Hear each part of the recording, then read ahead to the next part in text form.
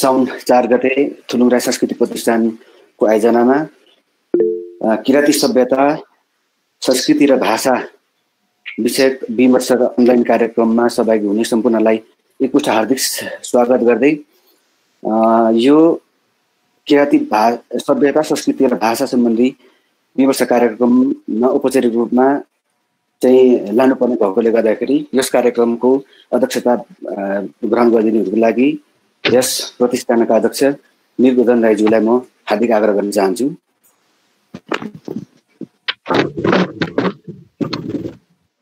उसको समय रहेछ। त्यसै गरी आजको मुख्य पात्रद्वय किराँत राई प्रज्ञा परिषदका कुलपति संस्कृतिविद जयकुमार राईज्यूलाई पनि कार्यक्रमको अतिथिको रूपमा म स्वागत गर्न चाहन्छु। धन्यवाद हौवा सेवा। त्यसै गरी किराँत राई प्रज्ञा परिषदका सदस्य सचिव तथा त्रिभुवन विश्वविद्यालयको उपप्राध्यापक आदरणीय डाक्टर तारामणि राईज्यूलाई पनि आजको कार्यक्रमको आतिथ्यता गरिदिनु हुनको लागि म हार्दिक आग्रह गर्न चाहन्छु। हजुर सेवा, नमस्कार। त्यसै गरी थुलुङ राई सामाका संस्थापक अध्यक्ष आदरणीय कमल थुलुङ राईज्यूलाई पनि आजको कार्यक्रमको अतिथिको आसन गर्नको लागि आग्रह गर्न चाहन्छु। त्यसै गरी थुलुङ दुधकुसी गाउँपालिका वडा नम्बर 9 का अध्यक्ष आदरणीय भोपाल सिंह राईज्यूलाई पनि म अध्यक्षता अतिथिको आसन गर्नको लागि आग्रह गर्न चाहन्छु। नमस्कार सेवा। त्यसै गरी किराँत राई विद्यार्थी सङ्घका अध्यक्ष जितेन्द्र राईज्यूलाई पनि अतिथिको आसन ग्रहण गरिदिनुको लागि म आग्रह गर्न चाहन्छु। जितेन्द्र राईज्यू। त्यसै गरी किराँत राई सांस्कृतिक प्रतिष्ठानका सल्लाहकार भूपेन्द्र राईज्यूलाई पनि म अतिथिको आसन ग्रहण गरिदिनुको लागि आग्रह गर्न चाहन्छु। त्यसै गरी किराँत राई यस संस्थाका सल्लाहकार दुतिमान राईज्यूलाई पनि म अतिथिको आसन गर्नको लागि म आग्रह गर्न चाहन्छु।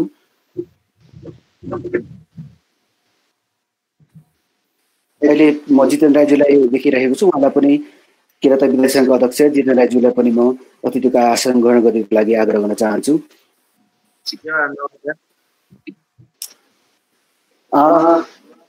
सम्पूर्ण सहभागी अहिले 29 जना हामी सहभागी छौँ। यहाँहरू सबैलाई एकमुष्ट म स्वागत गर्दै आजको कार्यक्रमको विषय प्रवेश गराइदिनुको लागि म यस संस्थाका अध्यक्ष आदरणीय व्यक्तित्व निर्गोधन राईज्यूलाई म आग्रह गर्न चाहन्छु।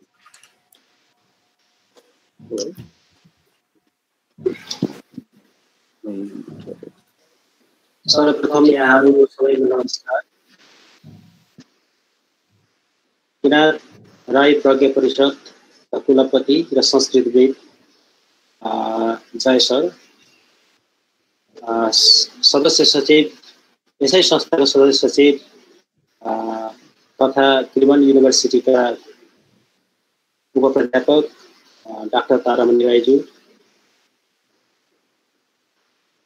थुलुङ राई सामाका संस्थापक अध्यक्ष कमल दाजु,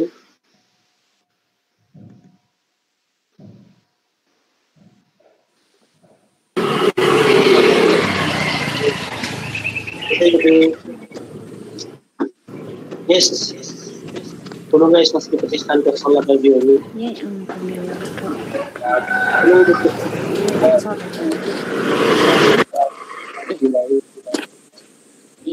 लगायत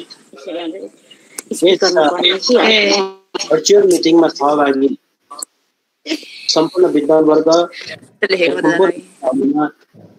थुलुङ राई संस्कृति प्रतिष्ठानको तर्फबाट र मेरो व्यक्तिगत तर्फबाट सेवा, नमस्कार र स्वागत गर्न चाहन्छु। आजको यो हाम्रो भर्चुअल मिटिङको सायद जुराउनु हुने किराँत राई प्रज्ञा परिषदका कुलपति संस्कृतिविद जय दाजु, डाक्टर तारामणि राई साथै सिङ्गो किरात राई याखाको ठुलो भूमिका रहेको छ। किरात राई प्रज्ञा परिषद र किरात राई याखाले हाम्रो किराती समुदायको चेतना बढाउन र सूचित गर्न जुन अहिले हामीले नबुझिरहेको कुराहरू र हामीले गर्नुपर्ने धेरै कुराहरू हामी आफ्नो जिम्मेवारीबाट विमुख अथवा थाहा नपाएर हामी एकदमै सुसुप्त ढङ्गमा बसिरहेका छौँ। यो समुदायलाई जगाउनको लागि किरात राई याखा र किरात राई प्रज्ञा परिषद दिनै होइन, हप्तौँ होइन, महिनौँ होइन, वर्षौँ लागिरहेको छ। किरात प्रदेशको लागि किरात राई याखा र किरात प्रज्ञा परिषदले खेलेको भूमिका यो ऐतिहासिक छ, यो इतिहासमा लेखिन्छ। यसै गरी हाम्रो किरात सभ्यता, भाषा, संस्कृतिलाई जसरी हाम्रो पुर्खाहरूले विरासतको रूपमा हामीलाई सुम्पेका छन् र त्यसलाई जोगाउने हाम्रो जिम्मेवारी हो। तर राज्यको दमन र हाम्रो चेतनाको कारणले गर्दाखेरि जसरी यो दिनौँ हराउँदै गइरहेको छ,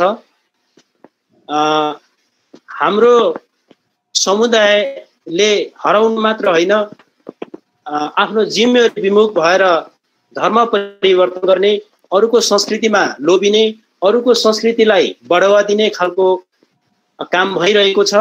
हाम्रो भाषामा कुरा गर्न लजाउने, हाम्रो संस्कृतिसँग सम्बन्धित वेशभूषाहरू, पहिरनहरू लगाउन लजाउने, म किराती हुँ र मेरो संस्कार, संस्कृति र भाषा यो छ भनेर विश्वमाझ भन्न नरुचाउने जुन किसिमको अहिले हबी हुँदै गइरहेको छ, त्यो पक्का पनि चेतनाको अभाव हो।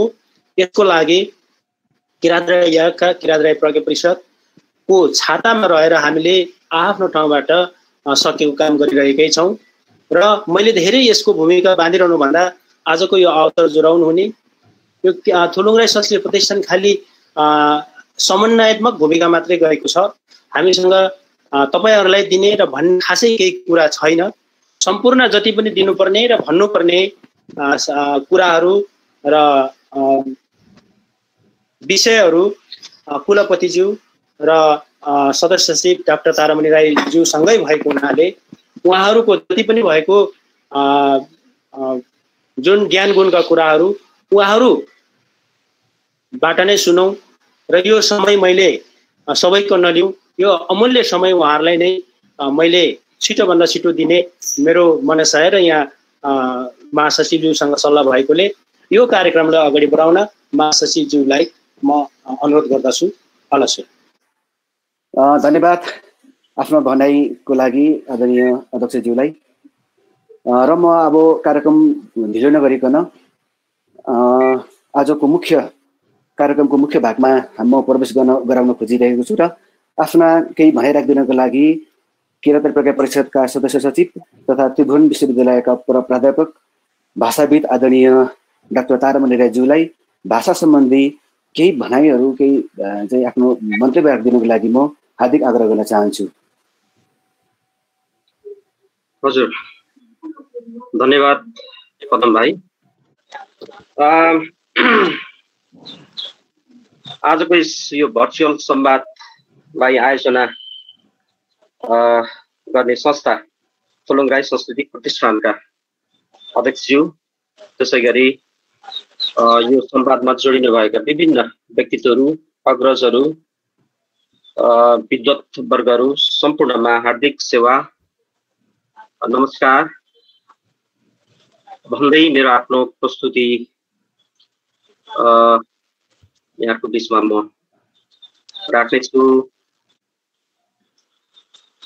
आज मैले यहाँको बिचमा यो विशेष गरी किराँती भाषाको चाहिँ उत्पत्ति अथवा चाहिँ उद्भव कसरी भयो होला, विकास कसरी भयो होला र विस्तार, खास गरिकन म भाषा विज्ञानको विद्यार्थी भएको कारणले गर्दाखेरि अब मलाई चाहिँ धेरैभन्दा धेरै चाहिँ प्रश्न आइरहने कुरा केमा रहेको छ भन्दाखेरि होइन यो किराँती भाषाहरू चाहिँ किन यति धेरै भएको होला र अर्को चाहिँ प्रश्न के सोधिने गरिन्छ भन्दाखेरि चाहिँ होइन यो किराँती भाषाहरू लाई चाहिँ अब एउटा बनाउन सकिन्छ कि सकिँदैन अथवा एउटा किन नबनेको होला जस्ता चाहिँ नि यावत प्रश्नहरू चाहिँ नि मैले फेस गर्दै आएको छु र खास गरिकन मैले यो आज यो प्रेजेन्टेसनमा यो स्लाइडहरू बनाउनुको कारण चाहिँ यो केही लेक्सिकल डाटाहरू यो चाहिँ शब्दगत तहबाट यो शब्दहरूको केही चाहिँ तुलनात्मक मैले अध्ययन गरेको छु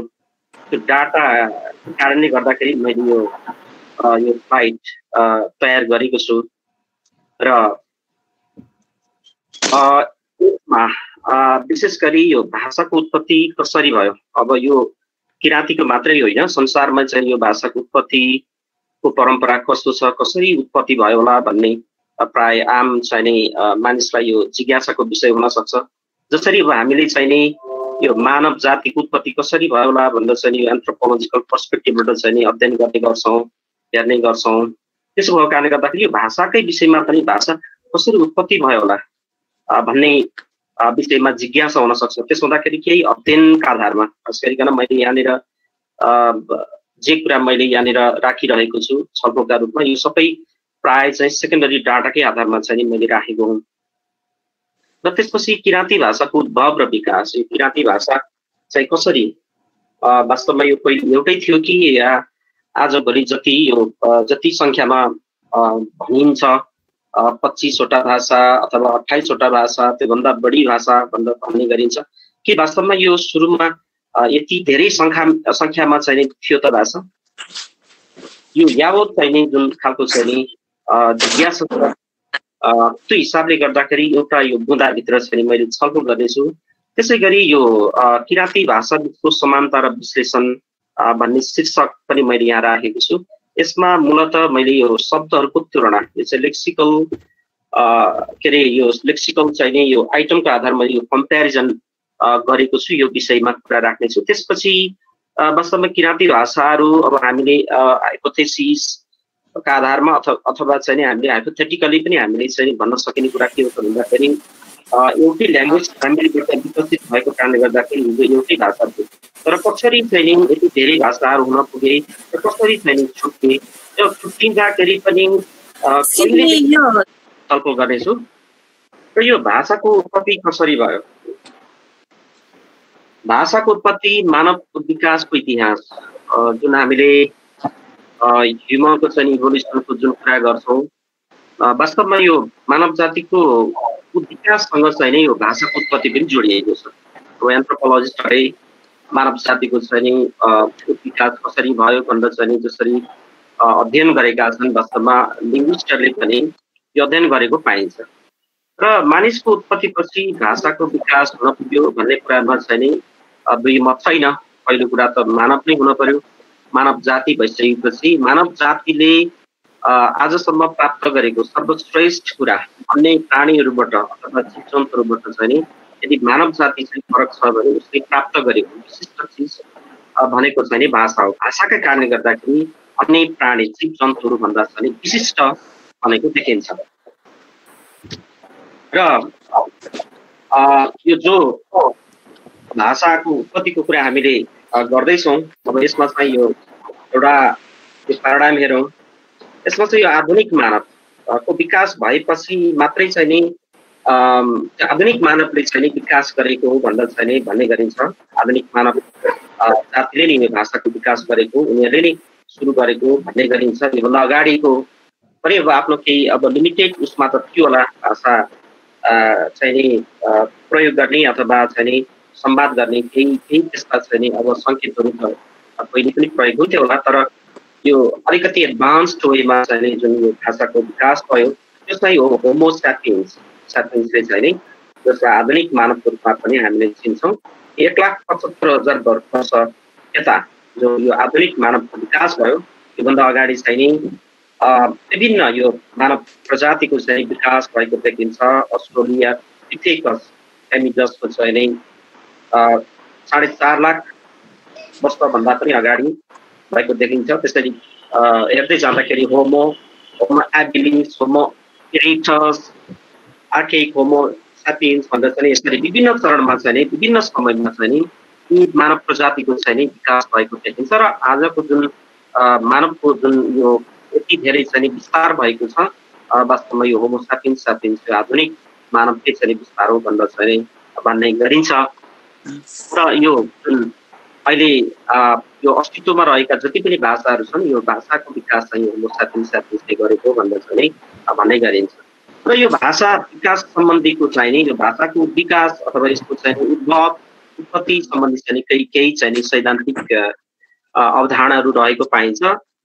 भाषाको उत्पत्तिको कुरा गर्दाखेरि चाहिँ 1,50,000 वर्ष अगाडि भएको मान्ने गरिन्छ। यो विभिन्न अध्ययनहरूले देखाए अनुसार चाहिँ 1,50,000 वर्ष अगाडिबाट पनि विकास भएको भनेर चाहिँ भन्ने गरिन्छ।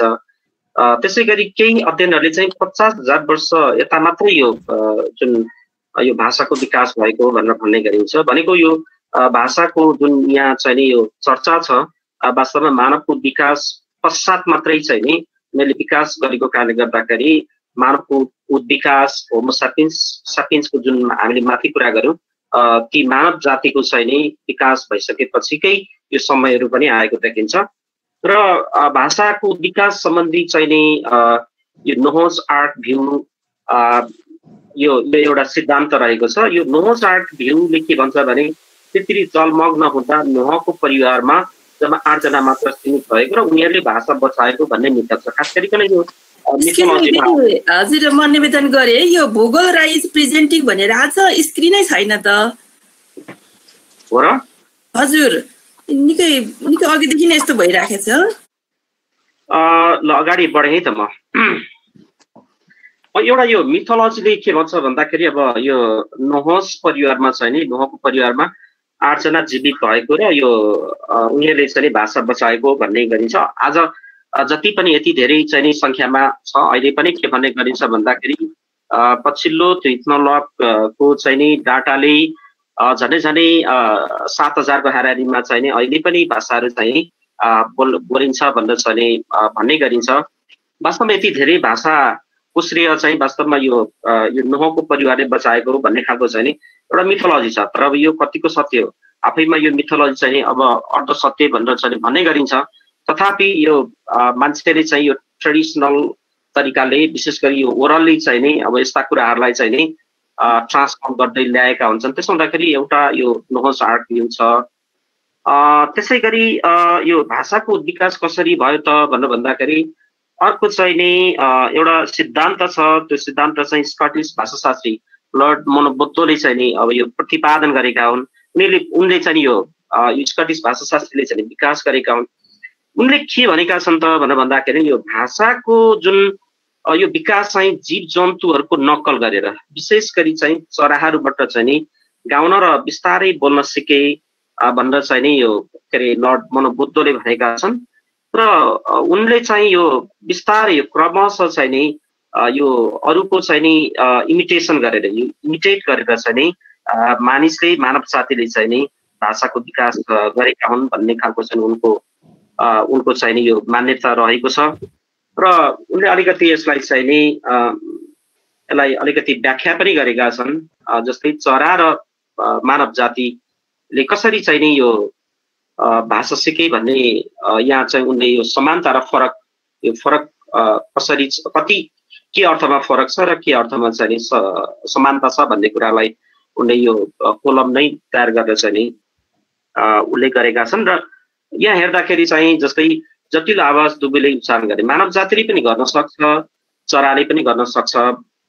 यो समानतामा चाहिँ फरक के देखिन्छ भन्दाखेरि भाले चराले मात्रै गाउन सक्छ भनेर चाहिँ भन्ने गरिन्छ यो अध्ययनले देखाए अनुसार।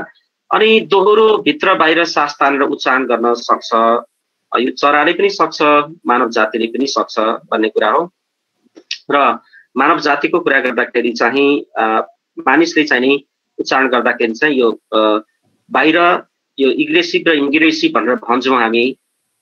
र किराँती भाषामा हेर्दाखेरि त यो वाम्बुले र पाहिङ जस्ता भाषाहरूमा चाहिँ इम्प्लोसिभ साउन्ड त्यसमा भनेको के हो त भन्दाखेरि बाहिरबाट भित्र चाहिँ नि सास तानेर पनि उच्चारण गर्न सकिने केही त्यस्ता चाहिँ नि वर्णहरू छन्।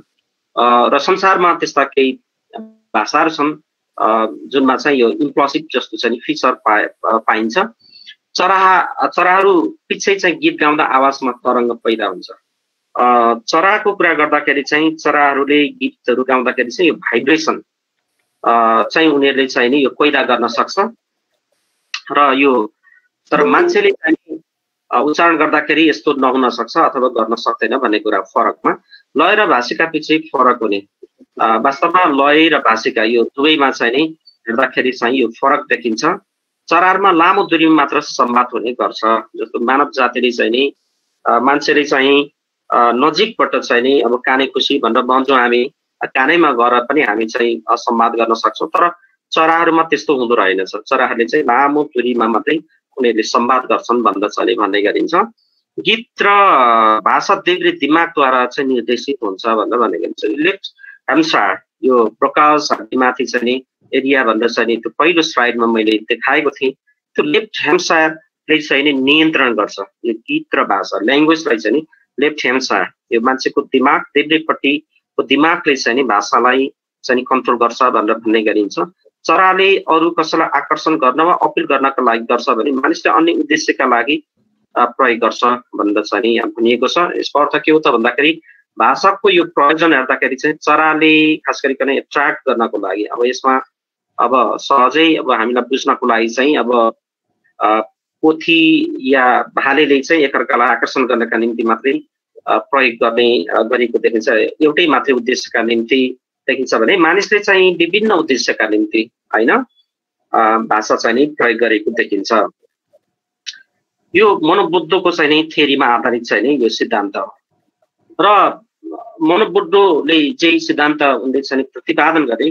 उनको सिद्धान्तलाई सहयोग पुग्ने गरी अर्को बहु थ्योरी चाहिँ नि विकास भएको देखिन्छ। यसले पनि के भन्छ भन्दाखेरि यो सिद्धान्तले पनि के भन्छ भनेर भन्दाखेरि चाहिँ नि जीव जन्तुको नक्कल गरेरै मान्छेले चाहिँ नि आफ्नो भाषा सिकेका हुन् अथवा भाषाको विकास गरेका हुन् भनेर चाहिँ नि यो सिद्धान्त चाहिँ नि यो आएको देखिन्छ। र विशेष गरी चाहिँ चराहरूबाट गाउन सबभन्दा पहिले चाहिँ यो चराबाट सिक्दाखेरि पनि यो भाषा सिक्दाखेरि चाहिँ नि यो गाउने कसरी अब यो लयात्मक तरिकाले कसरी गाउने भन्नेबाटै चाहिँ सिकेको देखिन्छ र त्यसलाई चाहिँ यो संवादमा यो कम्युनिकेटिभ लेभलमा चाहिँ बिस्तारै चाहिँ ल्याएको देखिन्छ भन्दा चाहिँ नि भन्ने गरिन्छ। यो यसले पनि मनोबुद्धको थ्योरीलाई नै यो थ्योरीले पनि सपोर्ट गरेको देखिन्छ।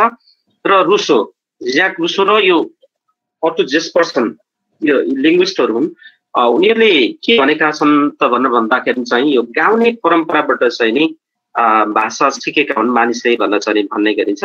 र first language were singable and more passionate to become simple and methodical भनेको सरल तरिकाबाट चाहिँ नि मान्छेले भाषाको विकास गरे भनेर चाहिँ भन्ने गरिन्छ। यो सिङ्गेबल खास गरिकन गाउने लयात्मक तरिकाले चाहिँ नि गाउने र त्यो गाउँदै जाँदाखेरि चाहिँ बिस्तारै चाहिँ नि भाषाको विकास गरे भनेर चाहिँ भन्ने यो मान्यता अथवा यो सिद्धान्तलाई चाहिँ अगाडि सारे यो ओटो जेस्पर्सनहरूले।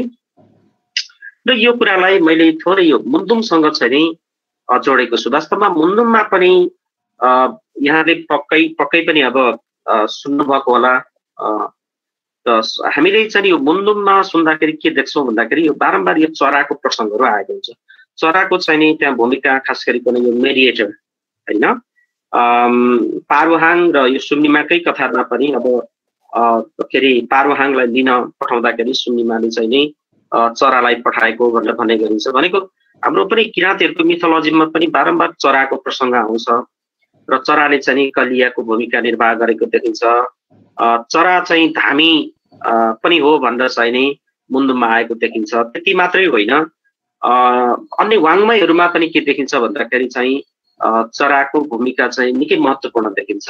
जस्तै चरा मात्रै होइन अन्य जीव जन्तुहरूलाई पनि पर्सोनिफाई गरेको हुन्छ। पर्सोनिफिकेसन भन्नाले चाहिँ जीव जन्तुहरूले पनि मान्छेले जस्तै बोल्न सक्ने, जस्तै पुराना कथाहरू लोककथाहरूमा पनि अब स्यालले संवाद गर्ने, बाघ र स्यालको बिचमा कुराकानी गर्ने, यो किन त अहिले पनि मान्छेहरूले चाहिँ नि अब यस्तो खालको कथाहरू भन्छन् त भनेर भन्दाखेरि चाहिँ त्यो कतै न कतै त्यो एनिमल्सहरूलाई अब चराहरूलाई चाहिँ नि त्यो पर्सोनिफाई गर्ने जुन परम्परा छ यो चाहिँ त्यो हिस्टोरिकल्ली है यो प्री हिस्टोरिकल्ली भनौँ न यो मिथोलोजीको रूपमा विकसित भएकै कारणले गर्दाखेरि पनि अहिले पनि त्यो कुराहरू चाहिँ नि मान्छेले भन्दै आएको होला भन्ने चाहिँ मलाई पनि लाग्छ। र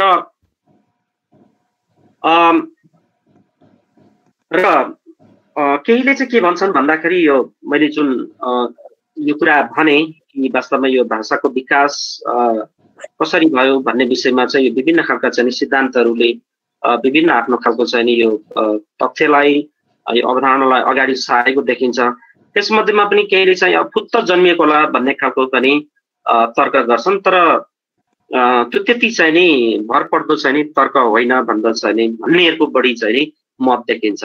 जसरी मानवशास्त्रीहरूले, एन्थ्रोपोलोजिस्टहरूले, वंश वैज्ञानिक, जेनेटिक साइन्टिस्ट, पुरातत्वविदहरूले चाहिँ मानव जातिको विकास चाहिँ क्रमिक रूपले नै भएको भनेर चाहिँ बताउँछन्। जस्तै अब पहिलेको मानव जातिहरू चाहिँ एकदम उप्रेर हिँड्ने अनि त्यसपछि चाहिँ नि अपटाइट भएर सोझो भएर हिँड्ने मानव जातिको विकास त धेरै पछाडि भएको होमो सैपियन्स सैपियन्सबाटै चाहिँ भएको भनेर चाहिँ जसरी यो अन्य चाहिँ नि यो के अरे डिसिप्लिनले भन्दै आएको छ, यो भाषाको कुरामा पनि त्यही कुरा लागु हुन्छ कि भाषाको विकास पनि क्रमिक रूपमा हुँदै आएको हो भन्ने कुरामा चाहिँ नि यो के अरे लिङ्ग्विस्टहरूको चाहिँ नि यसमा चाहिँ नि ठुलो मत रहेको देखिन्छ।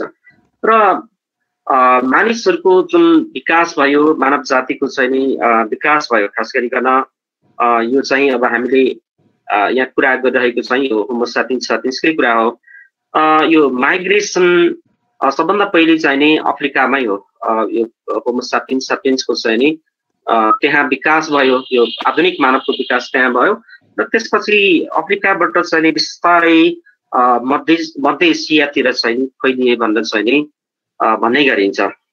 र मध्य एसियामा पनि यो मिनर आजभोलिको टर्की भन्ने ठाउँमा चाहिँ नि आइपुगे र त्यसपछि युरोपको पश्चिम भेगतिर छरिए र अस्ट्रेलियाको पूर्व भेगतिर पनि फैलिए। र अस्ट्रेलियामा गएको भनेको त 40,000 वर्ष अगाडि रहेछ र अब अमेरिकातिर गएको त धेरै पछि नै हो।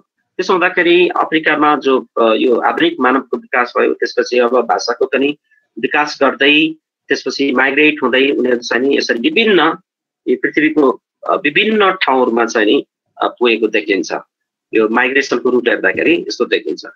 र मैले यो विषयको उठानमा भनेको थिएँ वास्तवमा यति धेरै भाषाहरू कसरी भयो होला। वास्तवमा अहिले पनि 6,500 देखि 7,000 को हाराहारीमा चाहिँ नि संसारमा भाषाहरू बोलिन्छ भनेर चाहिँ भन्ने गरिन्छ। वास्तवमा यो यति धेरै भाषा कसरी भयो होला, यो वास्तवमा एकदमै यो अमेजिङ चाहिँ नि कुरा, यो एकदमै चाहिँ नि यो अचम्म लाग्दो कुरा छ।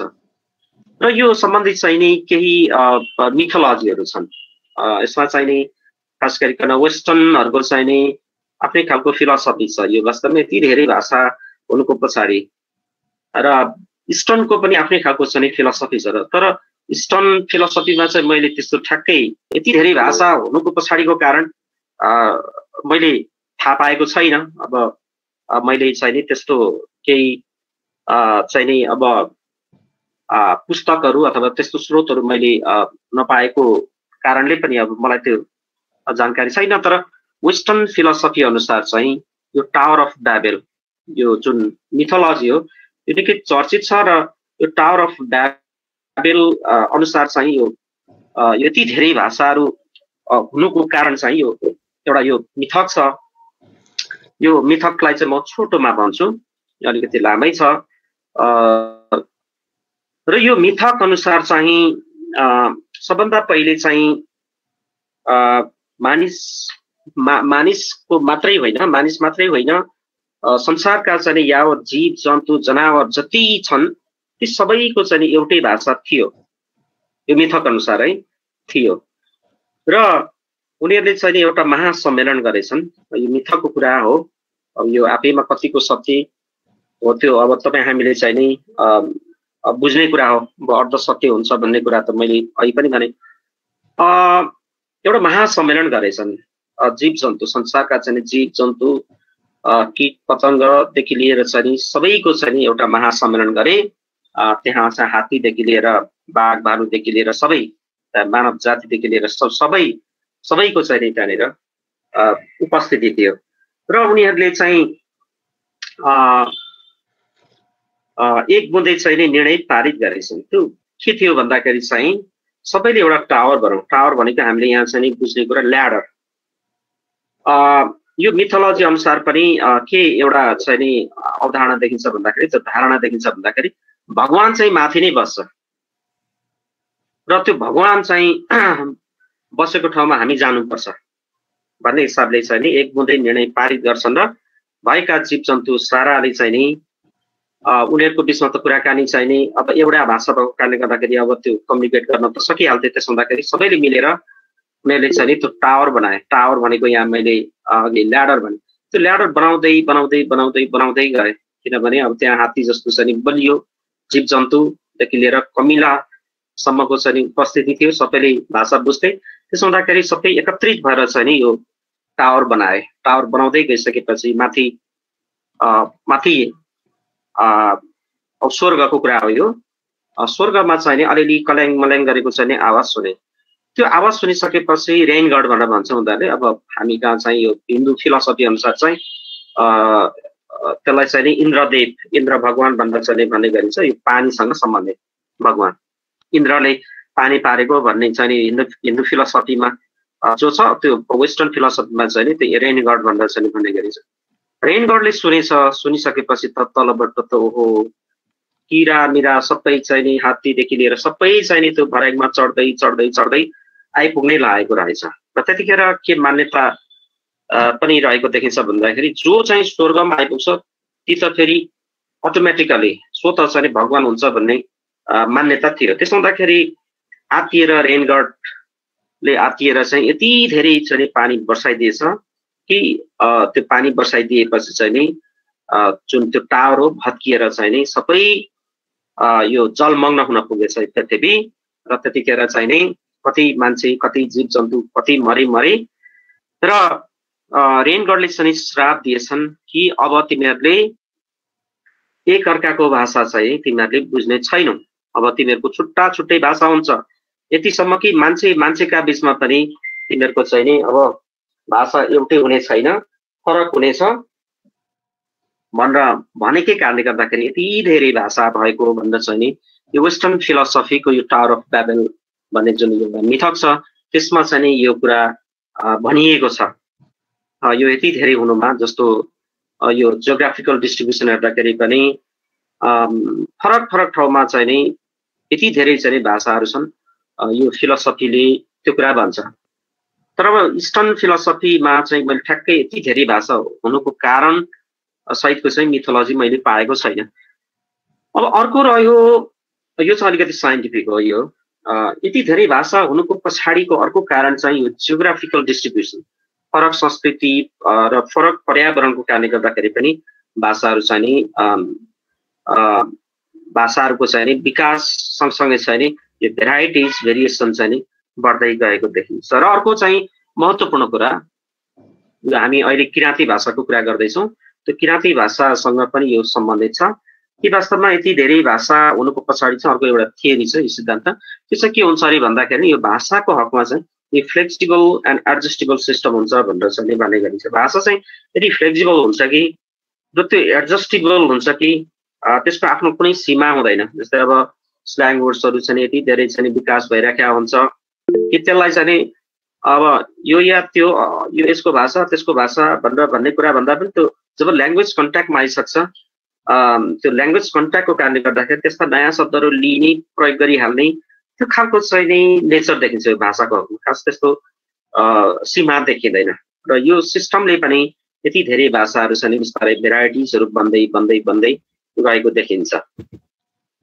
र अब यति धेरै भाषाहरू भएको कुरा त अघिको एउटा मिथोलोजीले त भनिहाल्यो। मलाई थाहा छैन यो इन्डिजिनियस कम्युनिटीमा अब यति धेरै भाषा हुनुको पछाडिको चाहिँ नि कुनै मिथोलोजीहरू छ कि कुनै त्यस्तो केही छ कि मलाई थाहा छैन, तर मैले पाएको छैन। र त्यो वेस्टर्न फिलोसफीमा जुन त्यति धेरै भाषा भएको कारण जुन मैले तपाईँहरूलाई सुनाएँ र मान्छेले फेरि अर्को प्रयत्न गरेको देखिन्छ।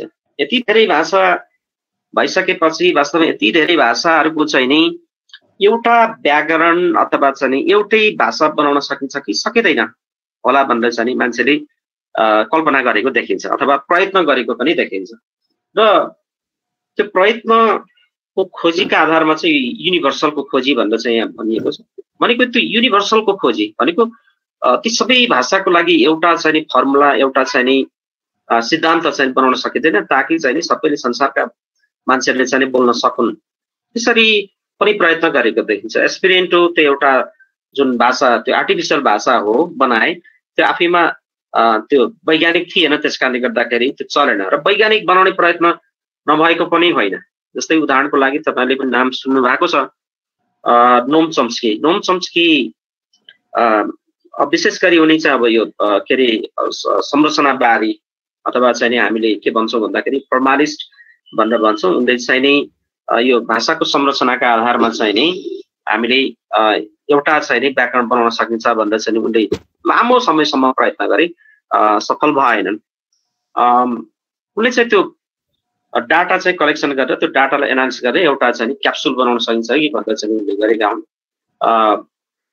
र त्यही क्रममा चाहिँ नि संसारका भाषाहरूको समानता के छ, यो युनिभर्सलको खोजी चाहिँ नि भएको देखिन्छ। जस्तै संसारका भाषाहरूमा चाहिँ स्वर व्यञ्जनहरू, व्यञ्जनवर्ण। संसारका जति पनि भाषाहरू छन् व्यञ्जन मात्रै छैन र स्वर मात्रै पनि छैन, यो दुइटै हुन जरुरी छ। यो चाहिँ फ्याक्ट।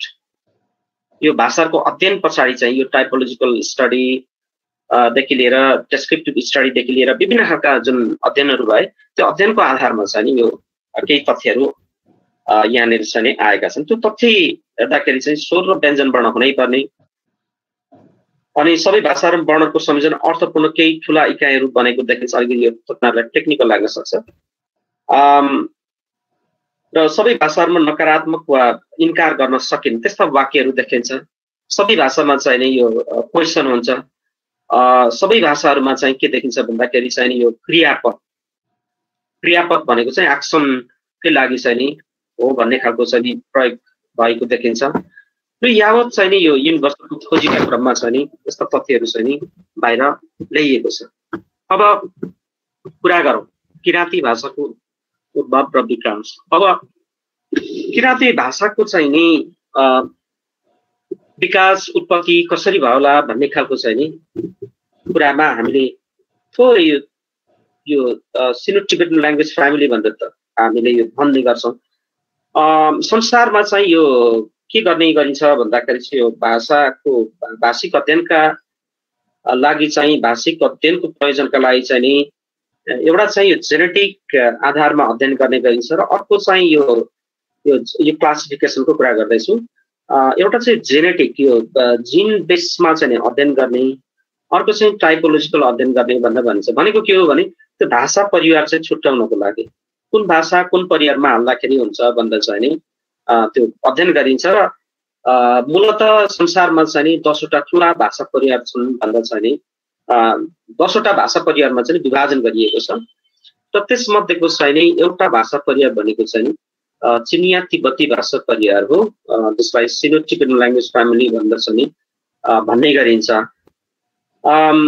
र यो जुन किराँती भाषा चाहिँ यो सिनो टिबेटन ल्याङ्ग्वेज फ्यामिलीभित्र पर्छ। यो भाषा परिवारको भाषा सङ्ख्या धारोपेली पछिको दोस्रो हो।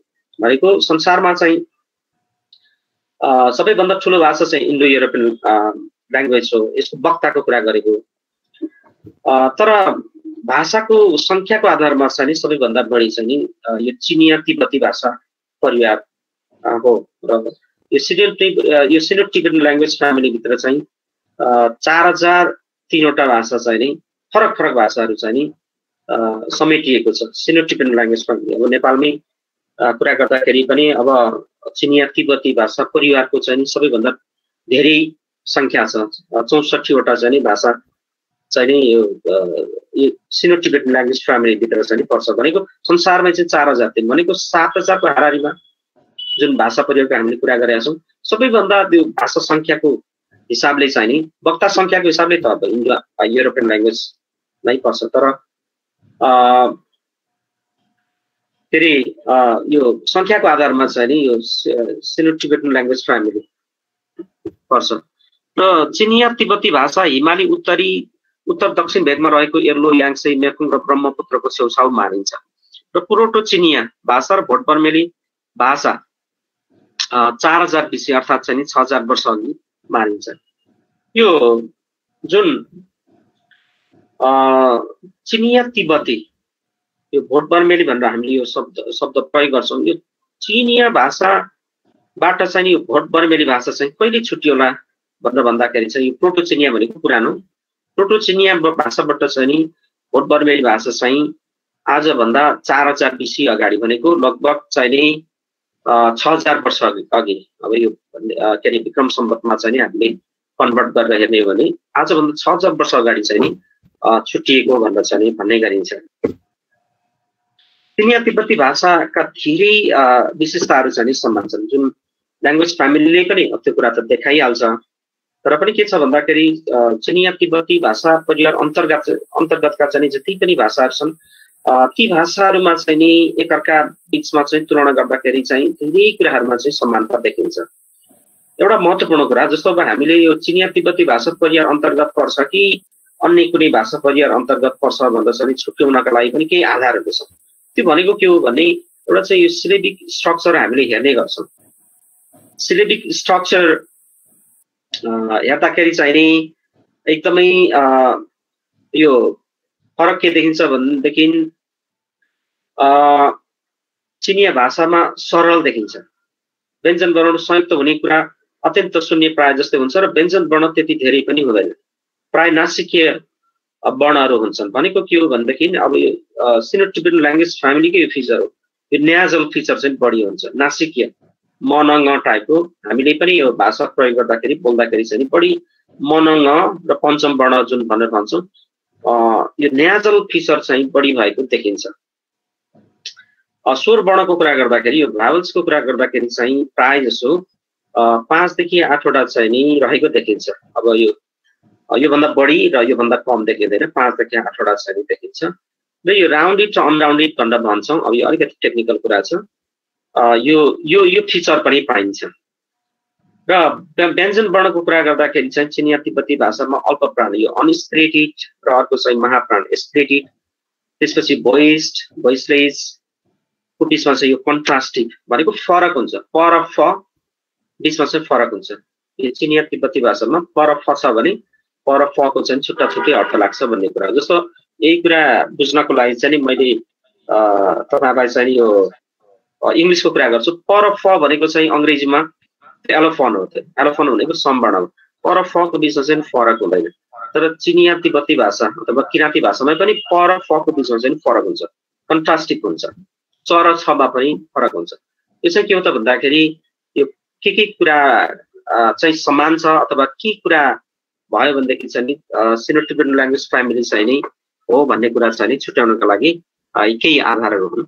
र चिनिया तिब्बती भाषाको कुरा गरिरहँदाखेरि चाहिँ नि केही भाषाहरू विशेष गरी टिबेटन मूलका भाषाहरू चाहिँ टोनल हुन्छन्। त्यसमा पनि अब कुरा गर्दाखेरि तिब्बती भाषामा 2टा चाहिँ नि देखिन्छ, बर्मिज भाषामा 3वटा, क्यान्टोनिज भाषामा 7वटा सम्म चाहिँ नि देखिन्छ। र नेपालकै कुरा गर्दाखेरि पनि हिमाली मूलका चाहिँ नि भाषाहरूमा टोनल देखिन्छ तर किराँती भाषामा देखिँदैन। र किराँती भाषाको कुरा गर्दाखेरि चाहिँ वास्तवमा यो कतिवटा सङ्ख्या छ भनेर पनि यकिन हुन सकेको देखिँदैन। अब विभिन्न अध्ययनहरूले चाहिँ नि विभिन्न सङ्ख्यामा रहेको चाहिँ नि उल्लेख गरेको देखिन्छ। जस्तै कहिले चाहिँ नि 22वटा भाषा छ भनेर भन्छ, कहिले चाहिँ 26वटा, कुनै कुनै अध्ययनले चाहिँ नि 25वटा भनेको छ, कुनै कुनै अध्ययनले चाहिँ नि 28वटा भनेको छ। माइकल नुननहरूले गरेको अध्ययनले त 40वटा चाहिँ किराँती भाषाहरू चाहिँ नि छन् भनेर चाहिँ देखाएको देखिन्छ। तर अब किराँती भाषाकै कुरा गर्दाखेरि चाहिँ 25वटा भन्दा बढी भाषा छ नि देखिँदैन। अहिले जुन जसले दाबी गरिरहेको छ त्यो दाबीका आधारमा पनि 25वटा भन्दा बढी देखिँदैन। र यो किराँती भाषाहरू यति धेरै सङ्ख्यामा छ र यति धेरै सङ्ख्या मा रहेको भाषाको एकअर्का बीचको यो मैले चाहिँ यो लेक्सिकल कम्प्यारिजन गरेको छु, शब्दहरूको तुलना गरेको छु। त्यो खास गरिकन चाहिँ नि यो विधि चाहिँ कुन भाषा वास्तवमा छुट्टै भाषा हो कुन भाषा चाहिँ भाषिका हो भनेर चाहिँ छुट्याउनका लागि केही हामीले विधिहरू प्रयोग गर्ने गर्छौँ। त्यो विधिहरू अन्तर्गत चाहिँ एउटा लेक्सिकल कम्प्यारिजन गर्छौँ, शब्दहरूको तुलना गर्छौँ। अर्को चाहिँ आरटीटी रेकर्डेड टेक्स्ट टेस्टिङ गर्छौँ। अर्को चाहिँ एसआरटी गर्छौँ, सेन्टेन्स रिपिटेड टेक्स्ट हो त्यो चाहिँ। त्यसपछि अर्को चाहिँ हामीले के गर्छौँ भन्दाखेरि चाहिँ नि व्याकरणगत चाहिँ संरचना हेर्छौँ। त्यो व्याकरणगत हिसाबले चाहिँ नि कतिको समान छ, कतिको फरक छ भनेर चाहिँ हेर्ने गर्छौँ। यो 3-4वटा विधिहरूबाट चाहिँ नि हामीले के भन्न सक्छौँ भन्दाखेरि कुन चाहिँ वास्तवमा भाषा हो, कुन चाहिँ भाषिका हो भनेर चाहिँ नि भन्न सक्छौँ।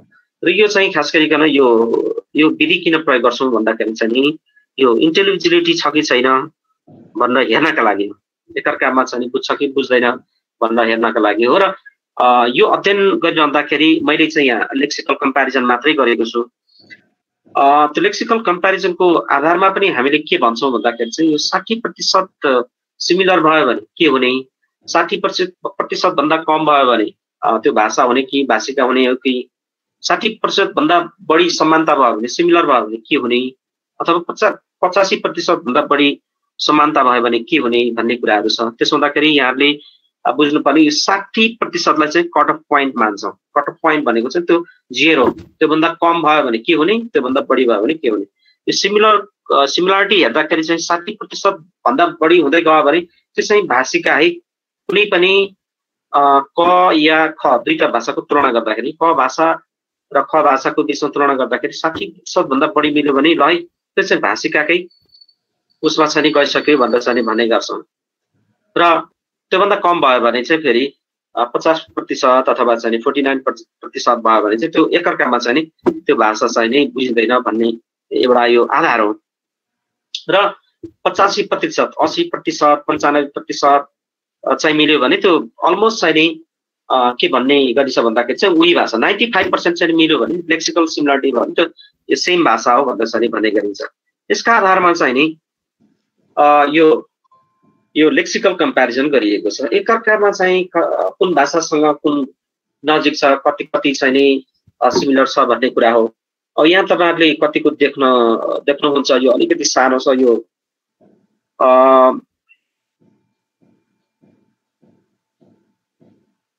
अब यहाँ तपाईँहरूले हेर्नुभयो भने वाम्बोले र जेरोको बिचमा चाहिँ एकै नजिक देखिन्छ, 65% चाहिँ सिमिलर देखिन्छ। मैले भन्दै थिएँ जस्तै उदाहरणको लागि तपाईँहरूले यहाँ देख्न त हुन, तर मैले भन्छु जस्तै थुलुङको मात्रै कुरा गरौँ है। थुलुङ र जेरोको बिचमा चाहिँ तुलना गर्दाखेरि चाहिँ 43% मिल्दो रहेछ, सिमिलर है। फेरि अनि थुलुङ र चाहिँ नि दुमीको बिचको तुलना गर्दाखेरि चाहिँ 45% मिल्दो रहेछ। थुलुङ र चाहिँ नि याखाको बिचमा तुलना गर्दाखेरि चाहिँ 38% मिल्दो रहेछ। यो भयो अर्जुन बाक्यो। अब यो चाहिँ के छ भन्दाखेरि एकअर्कासँग सबैसँग चाहिँ तुलना छ होइन। त्यसो हुँदाखेरि अब यो धेरै भाषा भएको कारणले गर्दाखेरि देखिँदैन। अब यो चाहिँ के हो भन्दाखेरि हामीले एउटा सफ्टवेयर प्रयोग गर्छौँ। अब यो त्यतिकै चाहिँ नि मनगढन्ते तरिकाले चाहिँ नि गरिएको होइन, एउटा चाहिँ नि सफ्टवेयर छ। अब यो सफ्टवेयर लिङ्ग्विस्टहरूले यो एकअर्काको चाहिँ यो शब्दहरूको तुलना गर्नको लागि, अब यो शब्दको तुलना गर्दाखेरि चाहिँ यो लेक्सिकल कम्प्यारिजन भन्छ। अर्को चाहिँ फोनेटिकली एउटा फोनेटिक कम्प्यारिजन हुन्छ। एउटा चाहिँ ध्वनिकै आधारमा ध्वनि एकअर्कामा कतिको चाहिँ नि नजिक छ या टाढा छ, अनि शब्दकै तहमा चाहिँ नि एकअर्का बिचमा के कतिको चाहिँ नि समानता छ या फरक छ भनेर चाहिँ त्यो गर्ने गरिन्छ। र त्यो विधि प्रयोग गरिएको यो चाहिँ अमेरिकामा चाहिँ नि यो विधि नै प्रयोग उनीहरूले पनि गरेका छन्। र यो हामीले चाहिँ नि एउटा अवसरमा चाहिँ सिकेका थियौँ। यो विधि प्रयोग गरेर चाहिँ हामीले विभिन्न भाषाहरूको बिचमा चाहिँ कतिको समानता छ, कतिको फरक छ भनेर चाहिँ हेर्छौँ लेक्सिकल कम्प्यारिजन। र त्यो विधि नै मैले प्रयोग गरेर चाहिँ यति धेरै भाषाहरूको चाहिँ तुलना गरेको हुँ। अब यसैलाई चाहिँ के छ भन्दाखेरि यो डेन्डोग्राम भनेर भन्छ। अब यो डेन्डोग्राममा हेर्दाखेरि चाहिँ त्यो माथिको शब्दलाई चाहिँ फेरि माथिकै कुरा हो, माथिकै कुरालाई चाहिँ यो सफ्टवेयरले नै बनाइदिएको। सफ्टवेयरले बनाउँदाखेरि जस्तै अब अब तपाईँ हामीले पनि फिल गरेको कुरा के हो भने अब कुन भाषादेखि कुन भाषा अलिक नजिक छ भन्ने कुरा जस्तै उदाहरणको लागि बाहिङ र चाहिँ नि कोइन्स सुनवार र कोइन्स अब यहाँ सुनवार साथीहरू त हुनु नहोला तर तपाईहरुको भाषा चाहिँ किराँती भाषासँग चाहिँ कुन भाषा एकदम नजिक छ भनेर चाहिँ तपाईहरुले सोध्नु भयो भने बाहिङ भन्छ बाहिङ यो बायुङ है मैले यहाँ बाहिङ लेखेको छु बायुङ पनि हो अब तपाईहरुले जेरुङ अथवा जेरोलाई सोध्नु भयो भने तपाईहरुको सबभन्दा नजिक भाषा अथवा चाहिँ बुझ्ने भाषा कुन होला भनेर चाहिँ सोध्नु भयो भनेदेखि वाम्बोले भनिहाल्छ भनेको के हो भने त्यो माथिकै डाटा हो त्यो डाटालाई चाहिँ नि एउटा सफ्टवेयरमा चाहिँ नि हालेर हेरिएको त्यसले ठ्याक्कै देखाएको छ जेरोको सबैभन्दा नजिकको भाषा चाहिँ नि वाम्बोले हो त्यसैगरी अब थुलुङ चाहिँ यस्तो भाषा हो कि थुलुङ चाहिँ खालिगसँग पनि अलिअलि मिल्छ त्यसपछि कोहीसँग पनि नजिक छ दुमीसँग पनि नजिक छ तर यो बीचमा पनि के छ भन्दाखेरि यो कतिको देखिन्छ थाहा छैन यो चाहिँ ठ्याक्कै यो धर्काले चाहिँ कुनसँग कुन नजिक छ भनेर देखाएको हुन्छ कि जस्तो दुमी र कोही बीचमा धेरै समानता छ भनेको चाहिँ सबैभन्दा नजिकको भाषा चाहिँ कोहीको लागि दुमी दुमीको लागि कोही त्यस्तै चाहिँ तपाईं तल हेर्नुभयो भने जस्तै कुलुङको नजिकको चाहिँ नि भाषा नाचरी नाचरीको भाषा चाहिँ नि सबभन्दा नजिक चाहिँ नि कुलुङ यसरी चाहिँ नि हेर्न सकिन्छ अब लिम्बूसँग चाहिँ नि नजिकको भाषा ठ्याक्कै त छैन तर लिम्बूसँग नजिक भनेको चाहिँ नि अलिअलि नेवाहाङ देखिन्छ अलिअलि यो डुम्माली देखिन्छ त्यसरी बान्तावा अलिअलि देखिन्छ त्यो चाहिँ अब बेल्टका हिसाबले पनि हो अब याखाको नजिक चाहिँ नि 8 भरे देखिन्छ अब यस्तो खालको चाहिँ नि यो चाहिँ नि देखिन्छ स्थिति कुन भाषासँग कुन भाषा नजिक छ भन्ने कुरा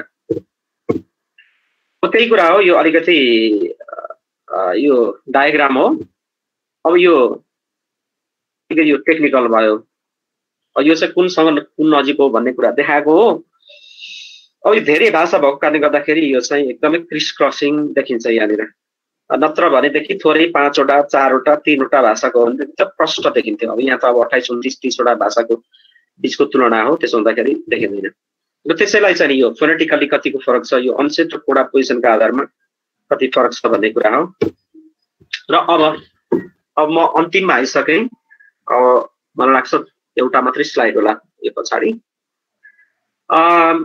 किराँती भाषाहरू यति धेरै त भए यति धेरै हुनुको पछाडिको कारण के हो त भन्दाखेरि मैले अघि भने हामीसँग त्यस्तो मिथकहरू छैन मिथक आफैमा त्यो अब आधिकारिक कुरा त होइन तर पनि हुनु पर्थ्यो होला भन्ने लाग्छ मैले सुने अनुसार चाहिँ सुरुमा अब यो ठ्याक्कै चाहिँ अब किराँतीहरुकै मिथक त होइन यो हिन्दू फिलोसफीमा आधारित मिथक अनुसार चाहिँ पहिले सुनको बनाए अरे मान्छे बोलेन अरे त्यसपछिबाट चाहिँ नि फलामको बनाए अरे बोलेन अरे त्यसपछिबाट चाहिँ नि बनाउँदै बनाउँदै बनाउँदै गइसकेपछि माटोको बनाउँदा बोलेन ढुङ्गाको बनाउँदा बोलेन अन्तिममा चाहिँ कुखुराको सुलीको बनाउँदाखेरि चाहिँ नि मान्छे बोले अरे भनेको मैले सुनेको तर यो ठ्याक्कै कुन समुदायको अथवा कुन सम्प्रदायको कुन उसको भन्ने कुरा मलाई ठ्याक्कै थाहा छैन सुनेको त्योभन्दा बढ्ता मलाई थाहा छैन तर जे होस्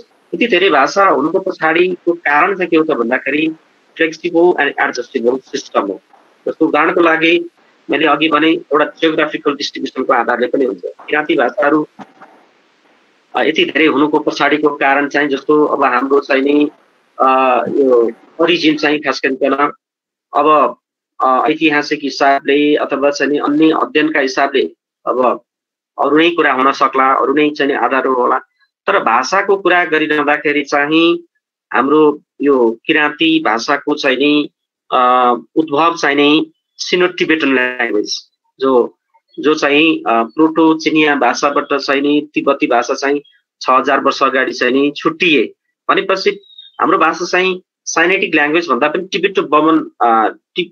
टिबेटन र बर्मिज ल्याङ्ग्वेजसँग बढी चाहिँ नि सम्बन्धित छ अथवा चाहिँ नि बढी चाहिँ नि नजिकको सम्बन्ध रहेको देखिन्छ र अब मुन्नुमले पनि के भन्छ भन्दाखेरि चाहिँ नि अब नियामाबाट चाहिँ नि के अरे बोइकुवा हुँदै त्यसपछिबाट चाहिँ नि खुवालो हुँदै चाहिँ नि किराँतीहरू चाहिँ सुनकोशी पछाउँदै दुधकोशी पछाउँदै अनि अरुण पछाउँदै चाहिँ गएको भन्ने कुरा त अब हामीले अध्यावधि अहिले पनि सुन्दै आएको छौँ। त्यसो हुँदाखेरि पहिले हाम्रो भाषा एउटै थियो र यो काल क्रममा अथवा चाहिँ नि यो समय क्रममा चाहिँ नि एउटा जियोग्राफिकल डिस्ट्रिब्युसन अब त्यो सेटलमेन्टको कारणले गर्दाखेरि पनि को कता कता बसे डाँडा काँडामा बस्दै जाँदाखेरि कसले कुन खोला पछ्याउँदै गए खोलाका आधारमा पनि भाषाहरू चाहिँ अलिअलि फरक पर्दै गयो। र अर्को चाहिँ मैले भने फ्लेक्सिबल एन्ड एडजस्टेबल सिस्टम भाषाको हकमा चाहिँ यो सिद्धान्त लागू हुन्छ। त्यसो हुँदाखेरि यी कारणले गर्दाखेरि किराँती भाषाहरू चाहिँ यति धेरै हुन पुगे र यति धेरै भएका भाषाहरू चाहिँ कहिलेदेखि छुटिन थाले भन्ने कुरा चाहिँ एउटा जिज्ञासा हुन सक्छ। र यहाँनिर एउटा सिद्धान्त छ त्यो चाहिँ अब हामीले चाहिँ यो भाषा विज्ञानभित्र ऐतिहासिक भाषा विज्ञान भन्ने चाहिँ एउटा छुट्टै एउटा ब्रान्च छ। त्यो ब्रान्च अन्तर्गत पनि यो ग्लोटोक्रोनोलोजी भन्ने छ। यो ग्लोटोक्रोनोलोजीले के सिकाउँछ भनेदेखि भाषा चाहिँ कहिलेदेखि छुट्टिए भन्ने कुरा चाहिँ नि यो देखाउँछ। यसको यो विधि छ र यो विधि चाहिँ यो ली भन्नेले चाहिँ नि यो विधि पत्ता लगाएका हुन् र यही विधि प्रयोग गरेर चाहिँ नि जर्मन र अङ्ग्रेजी भाषा चाहिँ कहिले छुट्टिए त भनेर चाहिँ पत्ता लगाएका छन्। 1600 वर्ष अगाडि चाहिँ नि छुट्टिएको भन्दा चाहिँ नि यही विधि प्रयोग गरेर चाहिँ नि छुट्याएको देखिन्छ। र यो विधि हेर्दाखेरि यहाँ टी भनेको चाहिँ time depth the time which elapsed since two language were separated. यो टी भनेको लग छ, यो लग टेबलमै गर्न पर्ने हुन्छ। लग सी को अर्थ पनि छ यहाँ टु लग आर। आर भनेको ती glottochronological constant expressed as decimal 80 years. 80 इयर्सलाई डेसिमल भ्यालु मानेर चाहिँ गरेको हुन्छ। र यो विधि प्रयोग गरेर वेस्टर्न चाहिँ लिङ्ग्विस्टहरूले है विशेष गरी चाहिँ नि यो पश्चिममा चाहिँ भाषा वैज्ञानिकहरूले चाहिँ यही विधि प्रयोग गरेर चाहिँ कहिले छुटेका होलान् भनेर प्रयोग गरेको देखिन्छ। र यही विधि मैले प्रयोग गरेर किराँती भाषाहरू एकअर्कामा चाहिँ नि कहिलेदेखि छुटिन थाले भन्ने कुरा हेरेको छु। र यो हेर्ने क्रममा चाहिँ यहाँ एउटा पोइन्टमा चाहिँ नि छ जस्तै उदाहरणको लागि चाहिँ कुलुङ र नासिरिङ बिचको चाहिँ नि यो तुलना गर्दाखेरि यो अलिकति यो 1% चाहिँ तलमाथि भएको छ, तर पनि यो हामीले एप्रोक्सिमेटली चाहिँ भन्न सक्छौँ यही विधि प्रयोग गरेर जुन विधि चाहिँ नि जर्मन र अङ्ग्रेजी भाषा कहिले छुट्टिए भनेर चाहिँ देखाएको छ। त्यही विधि प्रयोग गर्दाखेरि कुलुङ र नासिरिङ बिचको चाहिँ नि 68% चाहिँ नि सिमिलारिटी छ भने कहिलेदेखि छुट्टियो होला भन्ने कुरा हो। र त्यो यो विधि प्रयोग गर्दाखेरि चाहिँ यो भ्यालु राख्दै जाँदाखेरि चाहिँ 0.891 भनेको चाहिँ यो डेसिमल भ्यालु अघि नै मैले भने 80 इयर्सलाई डेसिमल भ्यालुको रूपमा राखेको हुन्छ। यो पछाडिको वर्षलाई चाहिँ काउन्ट गर्नुपर्ने हुन्छ। 891 वर्ष अगाडि चाहिँ नि छुटिएको देखिन्छ है। लेक्सिकली मैले अघि पनि भने लेक्सिकली शब्दको आधारमा चाहिँ नि हेर्दाखेरि त्यो विभिन्न विधिहरू मध्ये चाहिँ नि त्यो लेक्सिकल कम्प्यारिजनलाई चाहिँ नि अलिक बढी अथेन्टिक मानिन्छ। त्यो हेर्दाखेरि चाहिँ कुलुङ र नासिरिङ कहिले छुट्टिए त छुटिन थाले है, ठ्याक्कै टक्रकै छुटिएको भन्ने होइन, कहिलेदेखि छुटिन थाले भन्ने कुरा देखाउने हो। त्यो हेर्दाखेरि चाहिँ आजभन्दा 891 वर्षदेखि चाहिँ छुटिन थालेको भनेर चाहिँ नि देखाउँछ। किनभने तुलना त अहिले जुन कन्टेम्पोरेरी प्रयोग गरिराख्नु भएको छ उहाँहरूले जुन भाषा त्यसका आधारमा गरिएको, तर छुट्टिने क्रम भनेको चाहिँ आजभन्दा 891 वर्ष अगाडिबाट चाहिँ नि छुटिन थालेको देखिन्छ। त्यस्तै गरी दुमी र कोही बिचको चाहिँ नि यहाँ समानता हेर्दाखेरि चाहिँ 63% चाहिँ नि सिमिलर देखिन्छ। भनेको 1030 वर्ष अगाडि चाहिँ नि 1030 वर्ष अगाडिदेखि छुटिन थालेको डाटा अहिलेको प्रयोग गरे हो। अहिलेसम्म आइपुग्दाखेरि चाहिँ 1030 वर्ष अगाडिदेखि छुटिन थालेको भनेर चाहिँ भन्न सकिन्छ। अब वाम्बुले र जेरुङको बिचमा चाहिँ 65% चाहिँ नि सिमिलर छ, समानता छ। भनेपछि वाम्बुले र जेरुङ चाहिँ कहिलेदेखि छुटिन थाल्यो होला भनेर हेर्दाखेरि चाहिँ 1037 वर्षदेखि चाहिँ 1037 वर्ष पहिलेदेखि चाहिँ बिस्तारै छुटिन थालेको देखिन्छ। अब यहाँ वाम्बुले र मुगाली बिचको चाहिँ नि मैले यहाँ तुलना गरेको छु। वाम्बुले र मुगाली बिचको समानता हेर्दाखेरि चाहिँ 35% चाहिँ नि समानता देखिन्छ है। लेक्सिकल यो कम्प्यारिजन गर्दाखेरि शब्दको चाहिँ नि तुलना गर्दाखेरि 35% मिल्छ। यो मैले किन त भन्दाखेरि चाहिँ नि मुगाली भनेको चाहिँ अब सुदूरपूर्वै भयो किराँतीको चाहिँ नि जुन यो सेटलमेन्ट हेर्दाखेरि जियोग्राफिकल डिस्ट्रिब्युसन हेर्दाखेरि सुदूर चाहिँ नि पूर्वै भयो। वाम्बुले भनेको चाहिँ निकै ओरा भयो। भनेको के हो भन्दाखेरि यो धेरै ओरा र धेरै परको बीचको चाहिँ नि तुलना गर्दाखेरि के देखिन्छ भन्दाखेरि चाहिँ वाम्बुले र मुगाले, मुगा भनेको आठपरी के अरे धनकुटा क्षेत्रको भाषा हो, मुगा भाषा हो। वाम्बुले र मुगा बीचको चाहिँ नि तुलना गर्दाखेरि 2340 वर्ष अगाडिबाट चाहिँ नि छुट्टिएको देखिन्छ। अब यसको लजिक अब यो ठ्याक्कै यो विधि प्रयोग गरेर गरे हो। अब यो चाहिँ कहाँ संयोग हुन पुग्छ भन्दाखेरि चाहिँ यहाँहरू यो चाहिँ अन्तिम स्लाइड हो। एकातिर हामीले अघि पनि कुरा गर्यौं चिनिया भाषादेखि चाहिँ नि तिब्बती भाषा छुट्टिएको 6000 वर्ष अगाडि। त्यसपछि हाम्रा पुर्खाहरू चाहिँ त्यहाँबाट हिँड्दै आए। अब हिँड्दै आए बिस्तारै चाहिँ माइग्रेट हुँदै आए। आउँदाखेरि मलाई लाग्छ अब विभिन्न अध्ययनहरूले पनि के देखाएको छ भन्दाखेरि काठमाडौँ उपत्यकामा चाहिँ नि एलम्बरले 5000 वर्ष अघि चाहिँ नि शासन गरेको भन्ने कुरा चाहिँ विभिन्न अध्ययनहरूमा देखिन्छ। जस्तै गोपाल राज वंशावली, भाषा वंशावलीहरूले पनि के देखाउँछ भन्दाखेरि 5000 वर्ष अगाडि चाहिँ नि यहाँ किराँतहरूले चाहिँ नि शासन गरेका थिए भन्ने चाहिँ नि भन्ने गरिन्छ। र यो कुरालाई चाहिँ नि प्रोफेसर दिनेश राज पन्तले पनि भन्नुभएको छ। उहाँले चाहिँ नि 5000 वर्ष अगाडि चाहिँ अब किराँतहरूले चाहिँ शासन गरेका थिए भनेर चाहिँ भन्नुभएको छ। अब यो बाटोको म्याद भनेर भन्छौँ नि हामी, सायद मलाई लाग्छ 6000 वर्ष अगाडिबाट छुट्टिएपछि बिस्तारै खुवाहरू हुँदै चाहिँ नि काठमाडौँ उपत्यकासम्म चाहिँ नि आइपुग्दाखेरि मलाई लाग्छ 1000 वर्ष लाग्यो होला।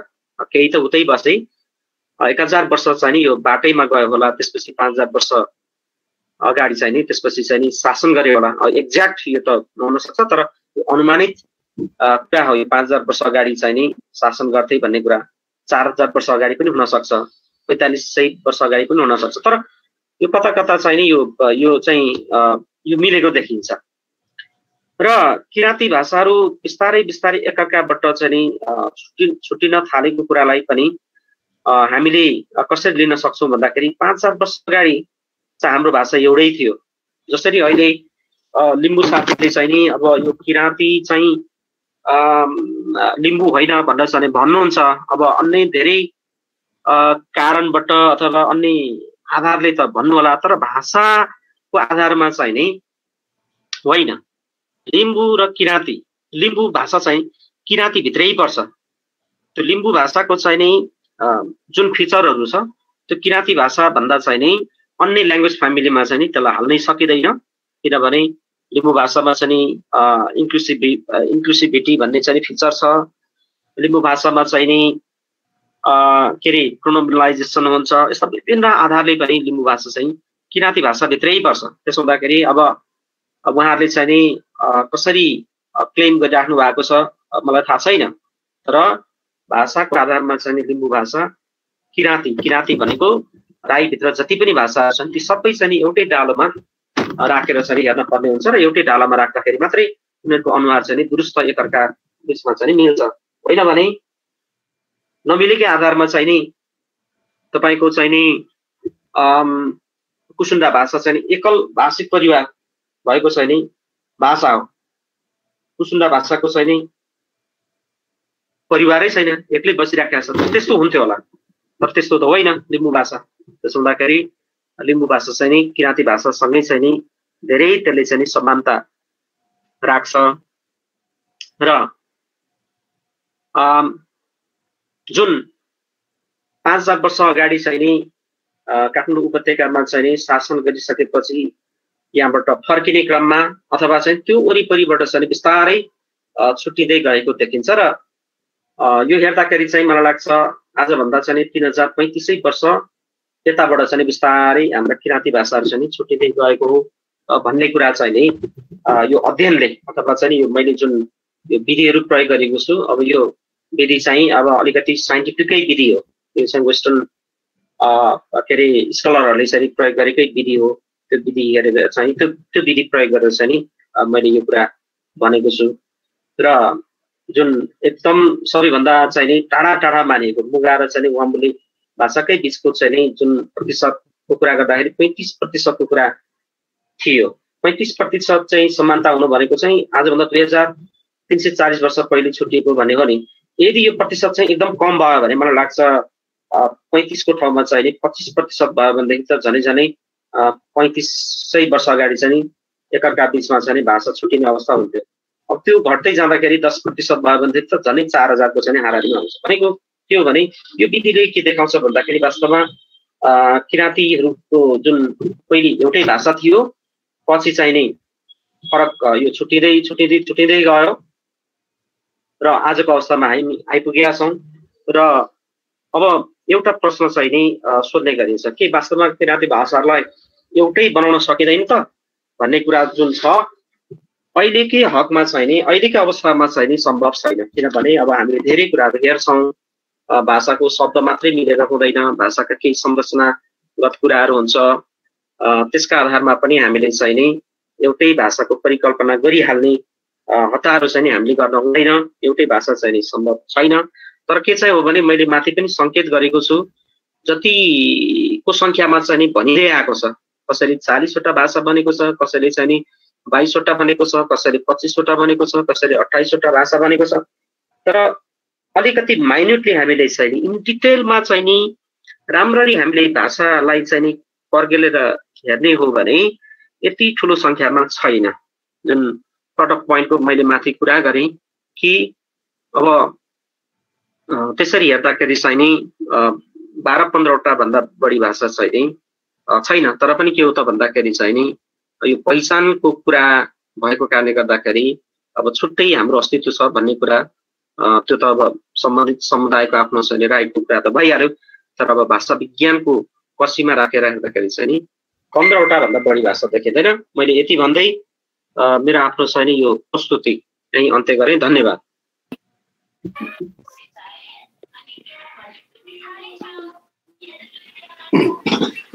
हार्दिक धन्यवाद आदरणीय किराँत राई प्रज्ञा परिषदका सदस्य सचिव तथा त्रिभुवन विश्वविद्यालयका उप प्राध्यापक भाषाविद आदरणीय डाक्टर तारामणि राईज्यूलाई आफ्ना महत्त्वपूर्ण भनाइ राखिदिनु भएकोमा यहाँलाई हार्दिक धन्यवाद दिन चाहन्छु। म यहाँहरू सबैलाई जानकारी गराउन चाहन्छु डाक्टर तारामणि राई थुलुङ राई भाषाको निम्ति हामीसँग धेरै वर्ष अगाडिदेखि जोडिएर हामीलाई सहयोग भएको छ। हामी थुलुङ राई समुदाय उहाँप्रति ऋणी छौँ र आगामी दिनमा पनि यस्तै साथ सहयोगको हामी अपेक्षा गरेका छौँ। थुलुङ राई भाषा जति अहिले एउटा चाहिँ एकाडेमिक कामहरू गरिरहेका छौँ, यो सबै डाक्टर तारामणि राईज्यूको सहयोगले गर्दाखेरि हामी गर्न सकिरहेका छौँ। यसो भन्दै म यहाँलाई अवगत गराउँछु। यहाँको केही चाहिँ उहरू छ भने जिज्ञासा छ र भने यहाँ कमेन्टमा गएर पनि यता यो राइट साइडमा छ, त्यतापट्टि यहाँले आफ्नो उहरू सुझावहरू अथवा चाहिँ क्वेसनहरू राख्न सक्नुहुनेछ र कार्यक्रमको अन्तिममा उहाँहरूले यहाँको जिज्ञासाको चाहिँ उत्तर दिनुहुनेछ। र यसै बिचमा म थुलुङ राई सामाका पूर्व महासचिव पुष्कल राईज्यू पनि सहभागी हुनुहुन्छ। उहाँलाई पनि अतिथिको म आचरण गर्नको लागि आग्रह गर्न चाहन्छु। त्यसै गरी थुलुङ राई सांस्कृतिक सामा हतुवागढीका कोषाध्यक्ष रामजी थुलुङ पनि जोडिनु भएको छ। उहाँहरू यहाँलाई पनि म अतिथिको आचरण गर्नको लागि आग्रह गर्न चाहन्छु। र कार्यक्रम म अगाडि सरस्वती बढाउने लागिरहेको छु र अब किराँती सभ्यता र संस्कृतिको विषयमा आफ्नो महत्त्वपूर्ण भनाइ राखिदिनुको लागि म किराँत राई प्रज्ञा परिषदका कुलपति संस्कृतिविद जयकुमार राईज्यूलाई म आफ्ना भनाइहरू राखिदिनुको लागि म हार्दिक आग्रह गर्न चाहन्छु। धन्यवाद उद्घोषक मित्रज्यू। म किराँत राई प्रज्ञा परिषदको कुलपतिको हैसियतले र किराँत राई प्रज्ञा परिषदको तर्फबाट यहाँहरू सबैलाई भौवा सेवा स्यामुने टक्राउँदछु। हामी करिब करिब 2:19 भएछ, 1 घण्टा 19 मिनट यो कुराकानीमा बस्यौं। बस्दाखेरि तपाईँ हामीलाई चाहिँ के भने अल्छी पनि लागेको होला, आलस्य पनि भएको होला। त्यसो भएको हुनाले अब यहाँहरूलाई यो कर खेप्नको लागि म अनुरोध गर्दछु र यसैसँग यहाँहरूलाई म के अनुरोध गरौँ भनेदेखि मलाई विषय दिएको छ यो किरात र यो सभ्यता र संस्कृतिका कुरा दिएको छ र यसमा चाहिँ यहाँहरूलाई मैले शेयरिङ गर्न मात्रै गइरहेको छु। म कुनै विज्ञ पनि होइन र यो चाहिँ के भने मैले आफूले अध्ययन गर्दाखेरि जे भेट्टाएको छु, जे जानेको छु, यो चाहिँ यहाँहरूप्रति मैले शेयर गर्न मात्रै चाहेको हुँ। न कि यहाँ चाहिँ प्रशिक्षण, यहाँ चाहिँ सिकाउने कुराहरू या चाहिँ यो चाहिँ एकदम सही हो, यो अकाट्य छ भनेर मैले भन्दिनँ। जो जति अहिले यो बजारमा अथवा कुनै विश्वविद्यालयमा, विद्यालयमा अथवा हाम्रो समाजमा, हाम्रो समुदायमा अनि हाम्रो इतिहासमा, हाम्रो चाहिँ मुन्नुममा जे कुराहरू उल्लेख भएका छन्, यी उल्लेख भएका कुराहरू यहाँहरू समक्ष मैले राख्न गइरहेको छु र यसको साथसाथै यहाँहरूलाई मैले के पनि जानकारी गर्छु भनेदेखि अब यो जुन किसिमको एउटा हाम्रो अन्तर्क्रिया हुँदैछ अथवा कुनै कुरा जानेको कुराहरूको चाहिँ सुनवाई हुँदैछ, अब यसमा यहाँहरूले सकारात्मक भएर सोचिदिनु भयो, सुनिदिनु भयो, सहभागी भइदिनु भयो भनेदेखि अत्यन्त राम्रो हुन्छ। कसैलाई चित्त पनि बुझ्न सक्छ, कसैलाई चित्त पनि नबुझ्न सक्छ, कसैलाई महत्त्वपूर्ण हुन पनि सक्छ, कसैलाई सामान्य हुन पनि सक्छ। यो चाहिँ व्यक्तिको स्वभाव र मैले व्यक्त गरिरहेका विषयको आधारमा पनि मन पर्न सक्छ, मन नपर्न पनि सक्छ। यस कारणले गर्दाखेरि यहाँहरूलाई म के जानकारी गराउँ भनेदेखि हाम्रो समाज, हाम्रो समुदायमा के भन्ने चलन छ भने पहिले सुन्नु, सुनेपछि मनमा उन्नु, अनि गुन्नु, अनि त्यसपछि भन्नु भन्ने प्रचलन छ।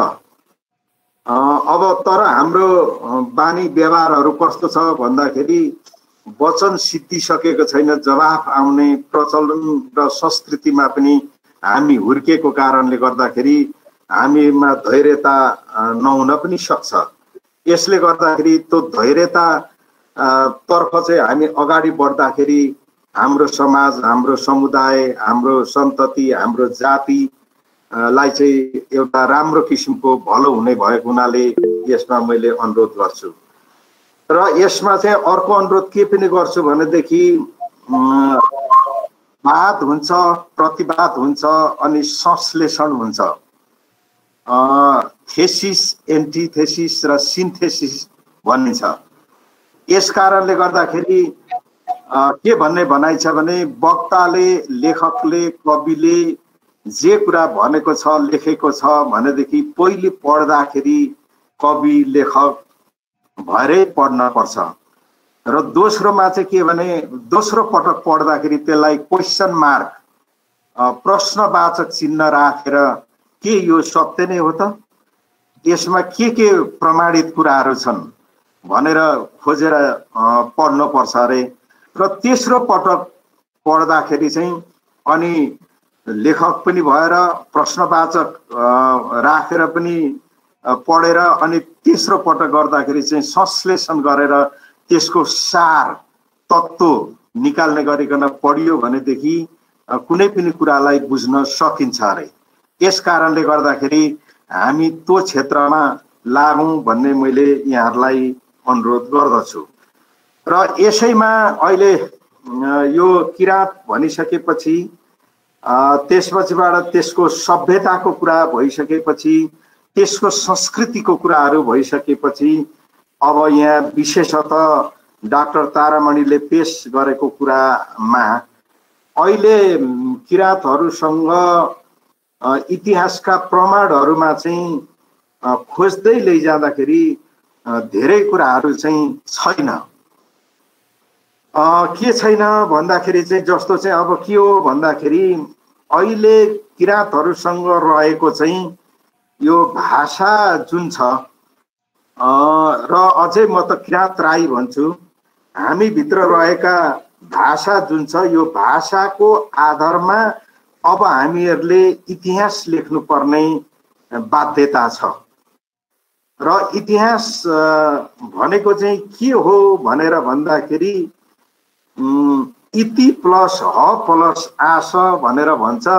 इति भनेको पहिले, ह भनेको निश्चय, आश भनेको थियो। पहिले निश्चय रूपमा त्यो थियो भन्ने खालको कुरा चाहिँ इतिहासले बताउँछ। अब त्यो बताउनको लागि इतिहासका प्रमाणहरू चाहिँ के हुन् भनेर हामीहरूले खोजी गर्ने हो भने इतिहासको प्रमाणहरू चाहिँ पहिले मान्छेहरूले जब लेख्न सुरु गरे, लेख्दाखेरि उनीहरूले शिलालेख, शिलाको अर्थ पत्थर, ढुङ्गामा लेखे र ढुङ्गामा लेखेका कुराहरू अहिले हामीसँग कति छन् कति छैनन् भनेर खोजी गर्नुपर्ने कन्डिसन छ। र अहिले हाम्रो संस्कृति अन्तर्गत चाहिँ चौतारो बनाउने कारणले गर्दाखेरि चौतारोमा मृत्यु भएको, जन्म भएको, कुन ठाउँको भन्ने कुराहरू लेख्ने गरिएको हुँदाखेरि काहीँ काहीँ त्यस्तो लेख्ने प्रचलन भएको हुनाले शिलालेखमा छ भने एउटा हामीहरूले भेट्न सक्छौँ। दोस्रोमा पछिबाट ताम्रपत्र, जब यो धातुको युग सुरु भएर आइसकेपछि ताम्रमा लेखिएका कुराहरू केही छ भनेदेखि अब त्योभन्दा पहिले चाहिँ प्रकृतिसँग रहेको ताडपत्र, तराईमा हामीले जुन ताड पाइन्छ त्यसको पातमा लेख्ने प्रचलनहरू, भोजपत्र यो चाहिँ प्राय गरेर चाहिँ हिमाली भेगमा पाइने कोडधारी जङ्गलमा पाइने चाहिँ त्यसको चाहिँ बोक्रा चाहिँ हाम्रो चाहिँ कस्तो हुन्छ भने कागज जस्तो फरर आउने भएको हुनाले यसमा लेख्ने प्रचलन र त्यस पछाडि कागजको सुरुवात भइसकेपछि अनि वंशालीमा केही कुराहरू लेखिएको छ भने हामीले भेट्छौँ। तर अहिलेसम्म हामीहरूले यो किराँत राईहरूको इतिहासहरू खोजी गर्दै जाँदाखेरि अत्यन्त थोरै केही कुराहरूमा मात्रै लेख भेट्छौँ, अन्यथा हामीहरूले भेटेका छैनौँ। अनि यो नभेटेको कारणले गर्दाखेरि हाम्रो इतिहास चाहिँ कसरी पत्ता लगाउने त भनेर भन्दाखेरि अब हाम्रो इतिहास भनेको चाहिँ हामीले मर्दाखेरि चिहानमा राखिदिएका केही वस्तुहरू छ भने त्यसको आधारमा एउटा थाहा पाउने, होइन भनेदेखि हाम्रो चाहिँ हाम्रो नोछुङहरू धामीहरूले भन्दै आएको मुन्नुमका ऋषिया जुन छ त्यो ऋषियाबाट चाहिँ हामीहरूले थाहा पाउन सक्यौँ भनेदेखि हाम्रो इतिहास हामीले पत्ता लगाउन सक्छौँ, अन्यथा हामीले पत्ता लगाउन गाह्रो छ। र अहिले यस कारणले गर्दाखेरि किराँत राई प्रज्ञा परिषदले प्रत्येक किराँत राई जातिभित्र रहेका मातृभाषी समुदायहरूलाई मुन्नुम कलेक्सन गर्नको लागि हामीले अनुरोध गरेका छौँ। र हिजोको जस्तो मुन्नुम कलेक्सन जाने भनिदिने यसो टिपेर ल्याउनेलाई अहिलेका फेरि के भने विज्ञहरूले वैज्ञानिकहरूले यस कुरालाई मान्यता दिँदैनन्। त्यो भनेको चाहिँ अडियो भिजुअल दुईटै कुरो चाहिन्छ। स्रोत व्यक्ति को हो, कसरी उसले भनेको छ, कसरी उतारेको छ, त्यसको आधारमा मात्रै मान्ने भएको हुनाले यो कुरोलाई ध्यानमा राखेर अहिले कसै साथीहरूले यदि मुन्नुम कलेक्सन गर्दै हुनुहुन्छ भनेदेखि तपाईहरुले त्यो ढंगले गर्नुहोला। र यो भन्दा अगाडि कतिपय साथीहरूले मुन्नुमको लेखक भएर मुन्नुम प्रकाशन गर्नु भएको छ। मुन्नुम प्रकाशन गर्दाखेरि चाहिँ उहाँहरूले स्रोत व्यक्तिलाई पनि मार्नु भएको छ, आफू लेखक हुनु भएको छ, त्यो मुन्दुमको चाहिँ लेखक हुँदैन, किनभने मौलिक रचना होइन। यो चाहिँ किराँतीहरूको पुर्खाहरू जङ्गली अवस्थादेखि अगाडि विकसित हुँदै आउने क्रममा चाहिँ उनीहरूले भोगेका कुराहरू, त्यो चाहिँ विभिन्न ढङ्गले पद्यात्मक लयमा भन्दै आएका कुराहरू अथवा गद्यात्मक लयमा भन्दै आएका कुराहरू हाम्रो संस्कृति अनुसार हाम्रो धामी, हाम्रा नोचुङहरूले चाहिँ भन्दै आएको कारणले गर्दाखेरि स्रोत व्यक्ति उहाँहरू हुनुहुन्छ र जसले त्यसलाई चाहिँ कलेक्सन गरेको छ हो त्यो उहाँहरू भनेको चाहिँ सम्पादन सङ्कलकहरूको रूपमा मात्रै रहन सकिन्छ। तर हामीहरूले चाहिँ कुनै उपन्यास रचे जस्तो, कविता रचे जस्तो, निबन्ध लेखे जस्तो, प्रबन्ध लेखे जस्तो लेखकको रूपमा हामी जुन गयौँ, यो जानु चाहिँ हाम्रो गलत भएको हुनाले किराँत राई प्रज्ञा परिषदले कुनै पनि हाम्रा विद्वान साथीहरूलाई अब आइन्दा यो तरिकाले अगाडि नबढ्नुहोस् भनेर चाहिँ हामीहरूले परिपत्र पनि जारी गरिसकेका छौँ। र अब म क्रमशः मलाई दिनुभएको किराँत सभ्यता र संस्कृतितर्फ म प्रवेश गर्दैछु। प्रवेश गर्ने क्रममा चाहिँ उसै किराँत भनेको चाहिँ को हो त, यो भन्ने खालको जवाफ अघि डाक्टर तारामणि राईले भनिसक्नु भएको छ। भाषाको आधारमा हामी कहाँबाट कसरी आयौँ, हाम्रो चाहिँ कहाँ होला उत्पत्ति स्थल भन्ने खालको जुन कुरा उहाँले गरिसक्नु भएको छ, करिब करिब त्यही हो। यो चाहिँ के भन्छ त भन्दाखेरि अहिले हामीलाई किराँत भनेर लेखिएको कुराहरू खोजी गर्दाखेरि अहिले नेपालमा चाहिँ के छ भन्दाखेरि बृहत नेपाली शब्दकोश भनेर लेखिएको छ। त्यो आधिकारिक मान्यता प्राप्त भएको कारणले गर्दाखेरि त्यसैलाई मानिन्छ र विभिन्न विद्वानहरूले आफ्नो ढङ्गले नेपाली भाषाको अरू बृहत शब्दकोशहरू पनि निकालेका छन्। त्यहाँ उनीहरूले लेखेको कुरो चाहिँ के भेटिन्छ भन्दाखेरि हिमवत खण्डमा उल्लेखित शिकारबाट जीविका चलाउने आदिम पहाडी जाति भनेर किराँत भनेको चाहिँ त्यो हो भनेर उनीहरूले लेखेको भेटिन्छ। अनि फेरि अर्को के लेखेको भेटिन्छ भन्दाखेरि प्राचीन नेपालमा शासन गर्ने एक राजवंश भनेर पनि लेखिएको पाइन्छ।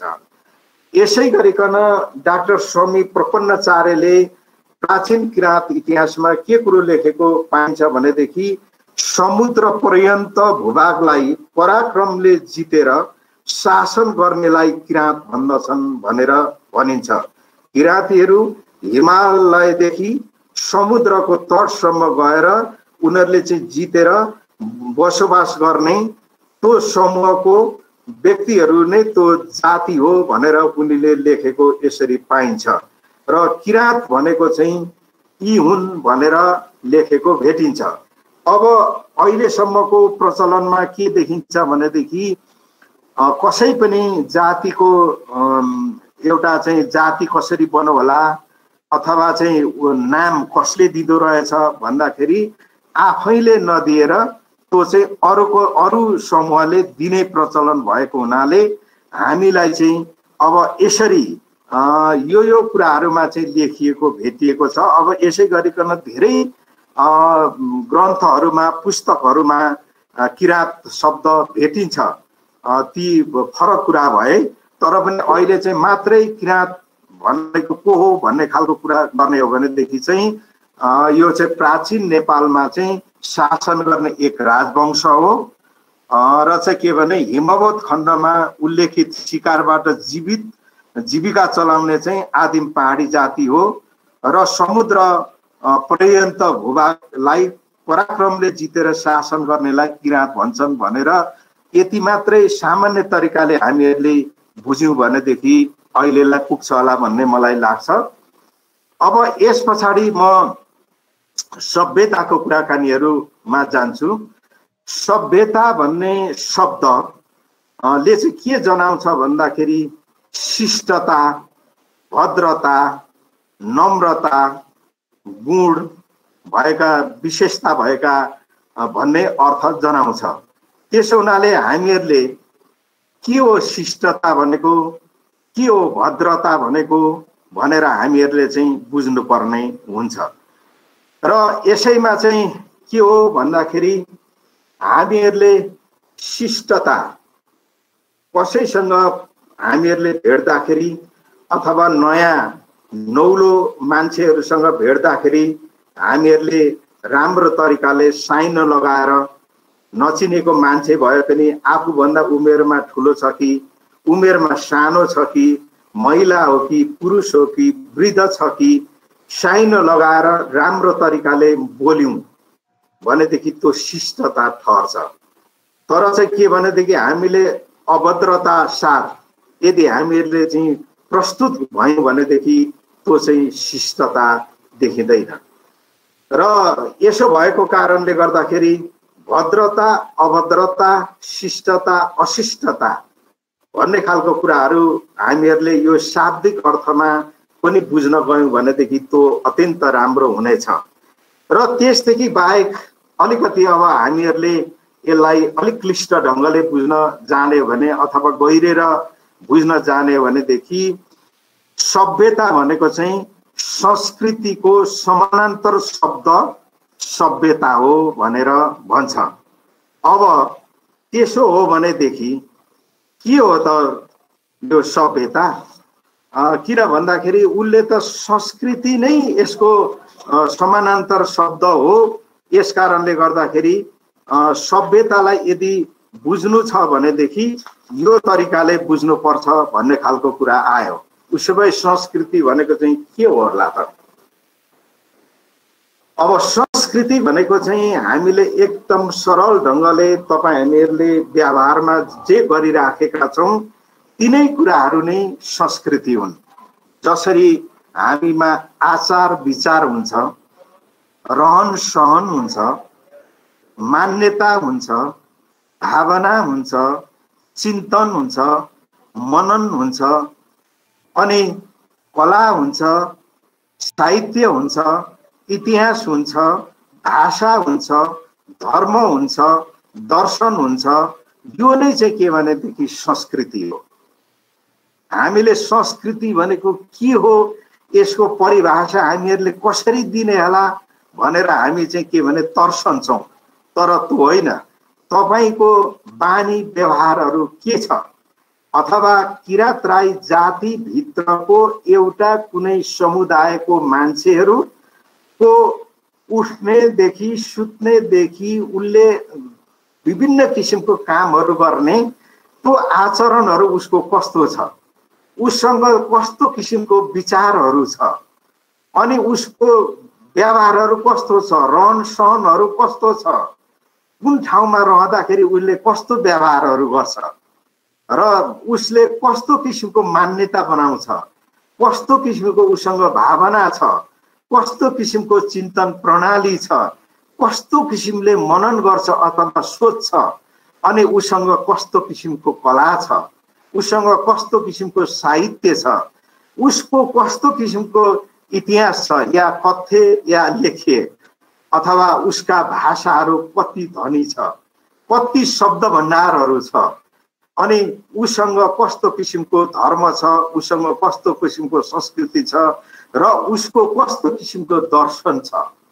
हामी फिलोसफी भन्छौँ, दर्शन भन्छौँ। कुनै पनि कुरालाई बुझ्नको लागि दर्शन चाहिन्छ। दर्शन बुझेको छस् भनेर मान्छेहरूले भन्छ के न ठुलो जस्तो कुरा गरेर, तर दर्शन भनेको चाहिँ दृष्टिकोण हो हैन।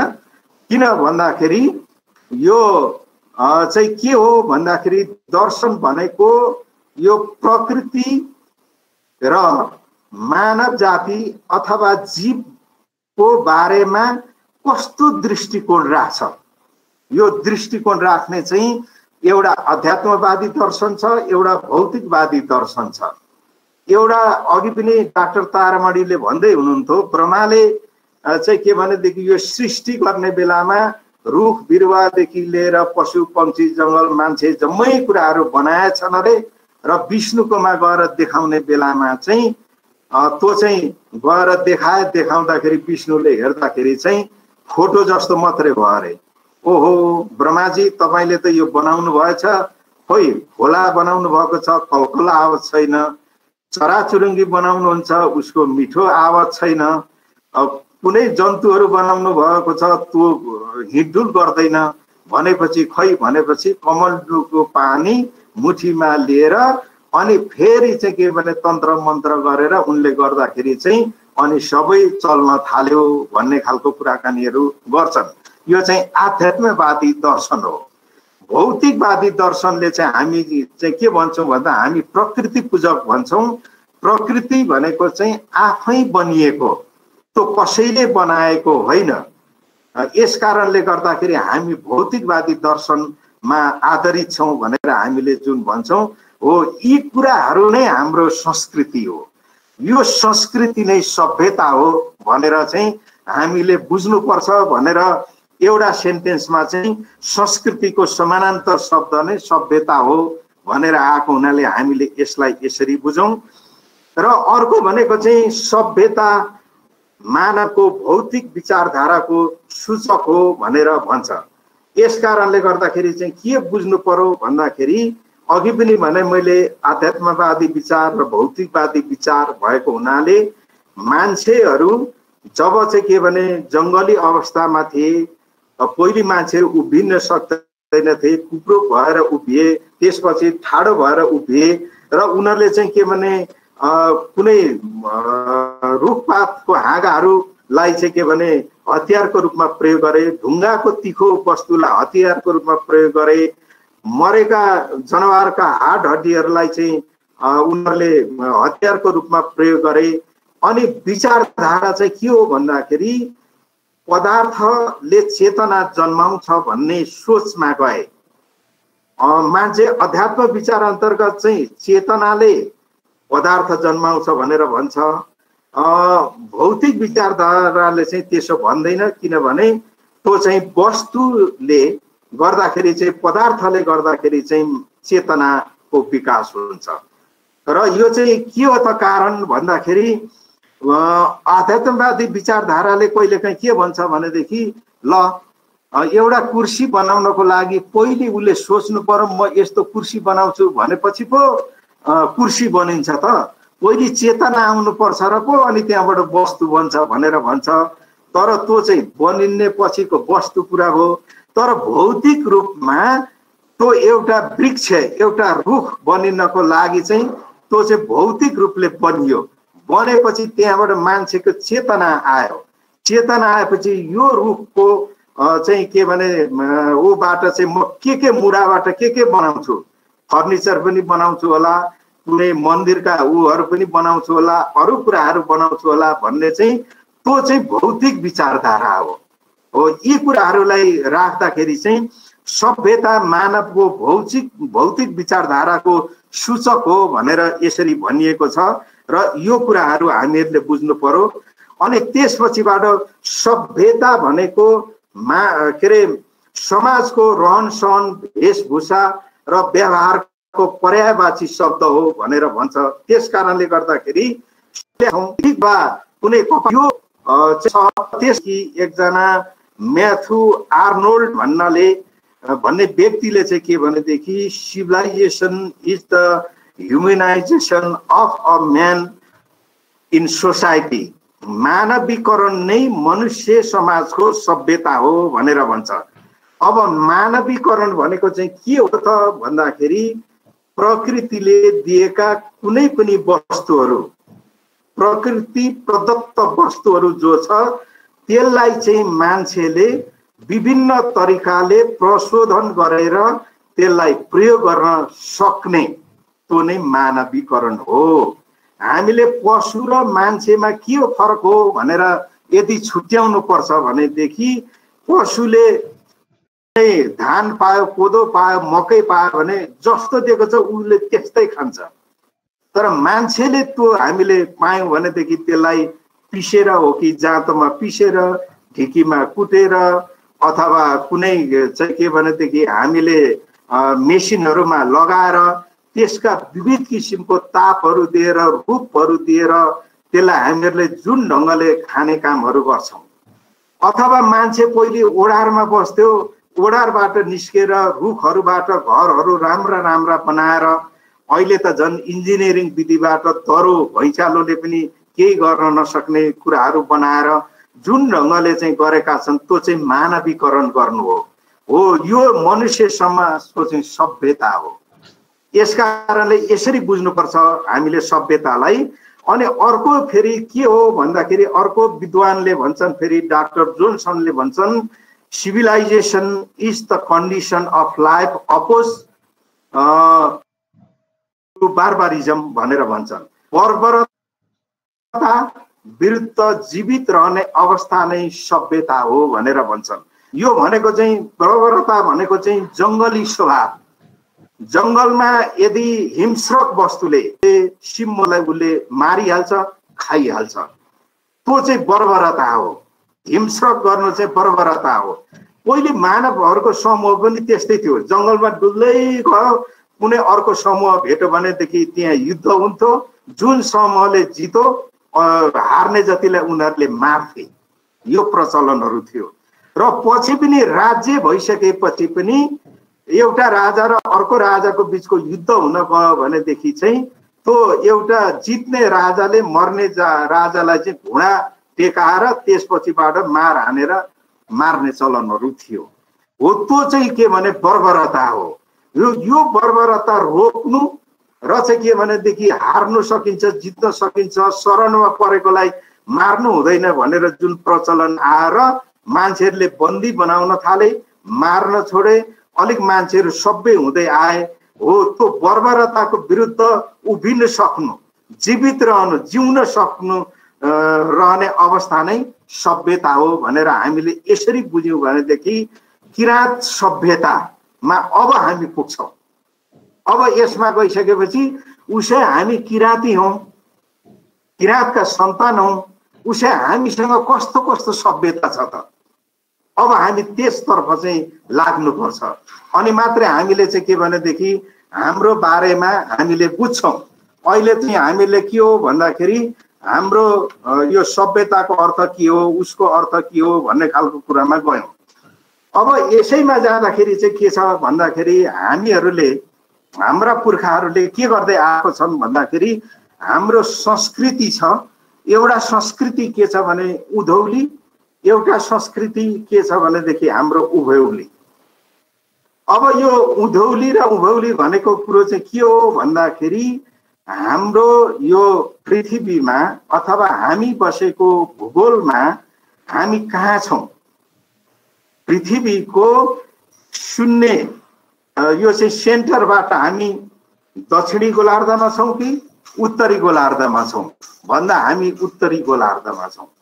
हामी उत्तरी गोलार्धमा हुँदाखेरि चाहिँ नेपाल भन्ने चाहिँ कति डिग्री चाहिँ यसको अक्षांशमा छ भनेर हामीले 26 देखि 30 डिग्री अक्षांशमा हाम्रो देश रहेको छ। हामी भूमध्य रेखादेखि उत्तरपट्टि रहेका छौँ, त्यो अवस्थामा छौँ। र त्यो अवस्थामा हुँदाखेरि नेपाल एउटा सानो देशको सानो भूगोलको रूपमा हामी त्यहाँ रहेका छौँ। हो त्यहाँ रहँदाखेरि हाम्रो नेपालको बारेमा हामीहरूले चाहिँ के बुझ्नु जरुरी छ भन्दाखेरि प्राकृतिक ढङ्गले चाहिँ यदि नेपाललाई यसको हावापानी, बनोट आदि इत्यादिको विभाजन गर्ने हो भनेदेखि हामीले हिमाली प्रदेश, पहाडी प्रदेश र तराई प्रदेश भनेर हामीहरू छुट्याउँछौँ। यो छुट्याउँदाखेरि चाहिँ के छ भन्दाखेरि अब हिमाली प्रदेश भनेको चाहिँ यो महाभारतको डाँडो भन्दा माथिको अब 16,000 फिटदेखि माथि चाहिँ हिउँ जम्छ, त्यहाँ माथि चाहिँ चुचुरा भयो, त्यसको मुनिबाट र महाभारतको डाँडो भन्दा माथिबाट रहेको यो पहाडी प्रदेश र त्यो भन्दा तलको चाहिँ तराई प्रदेश हामीहरूले चाहिँ अहिले चाहिँ कहाँ भन्छौँ भन्दा चुरेदेखि मुनिकोलाई चाहिँ तराई प्रदेश भनेर हामी भन्छौँ। चुरे र महाभारत बिचकोलाई चाहिँ हामीले दुन प्रदेश अथवा भित्री मधेस भनेर हामी जुन ढङ्गले बुझ्छौँ। र अहिले हामीहरू बसोबास गर्दै जाँदाखेरि के देखिन्छ भन्दा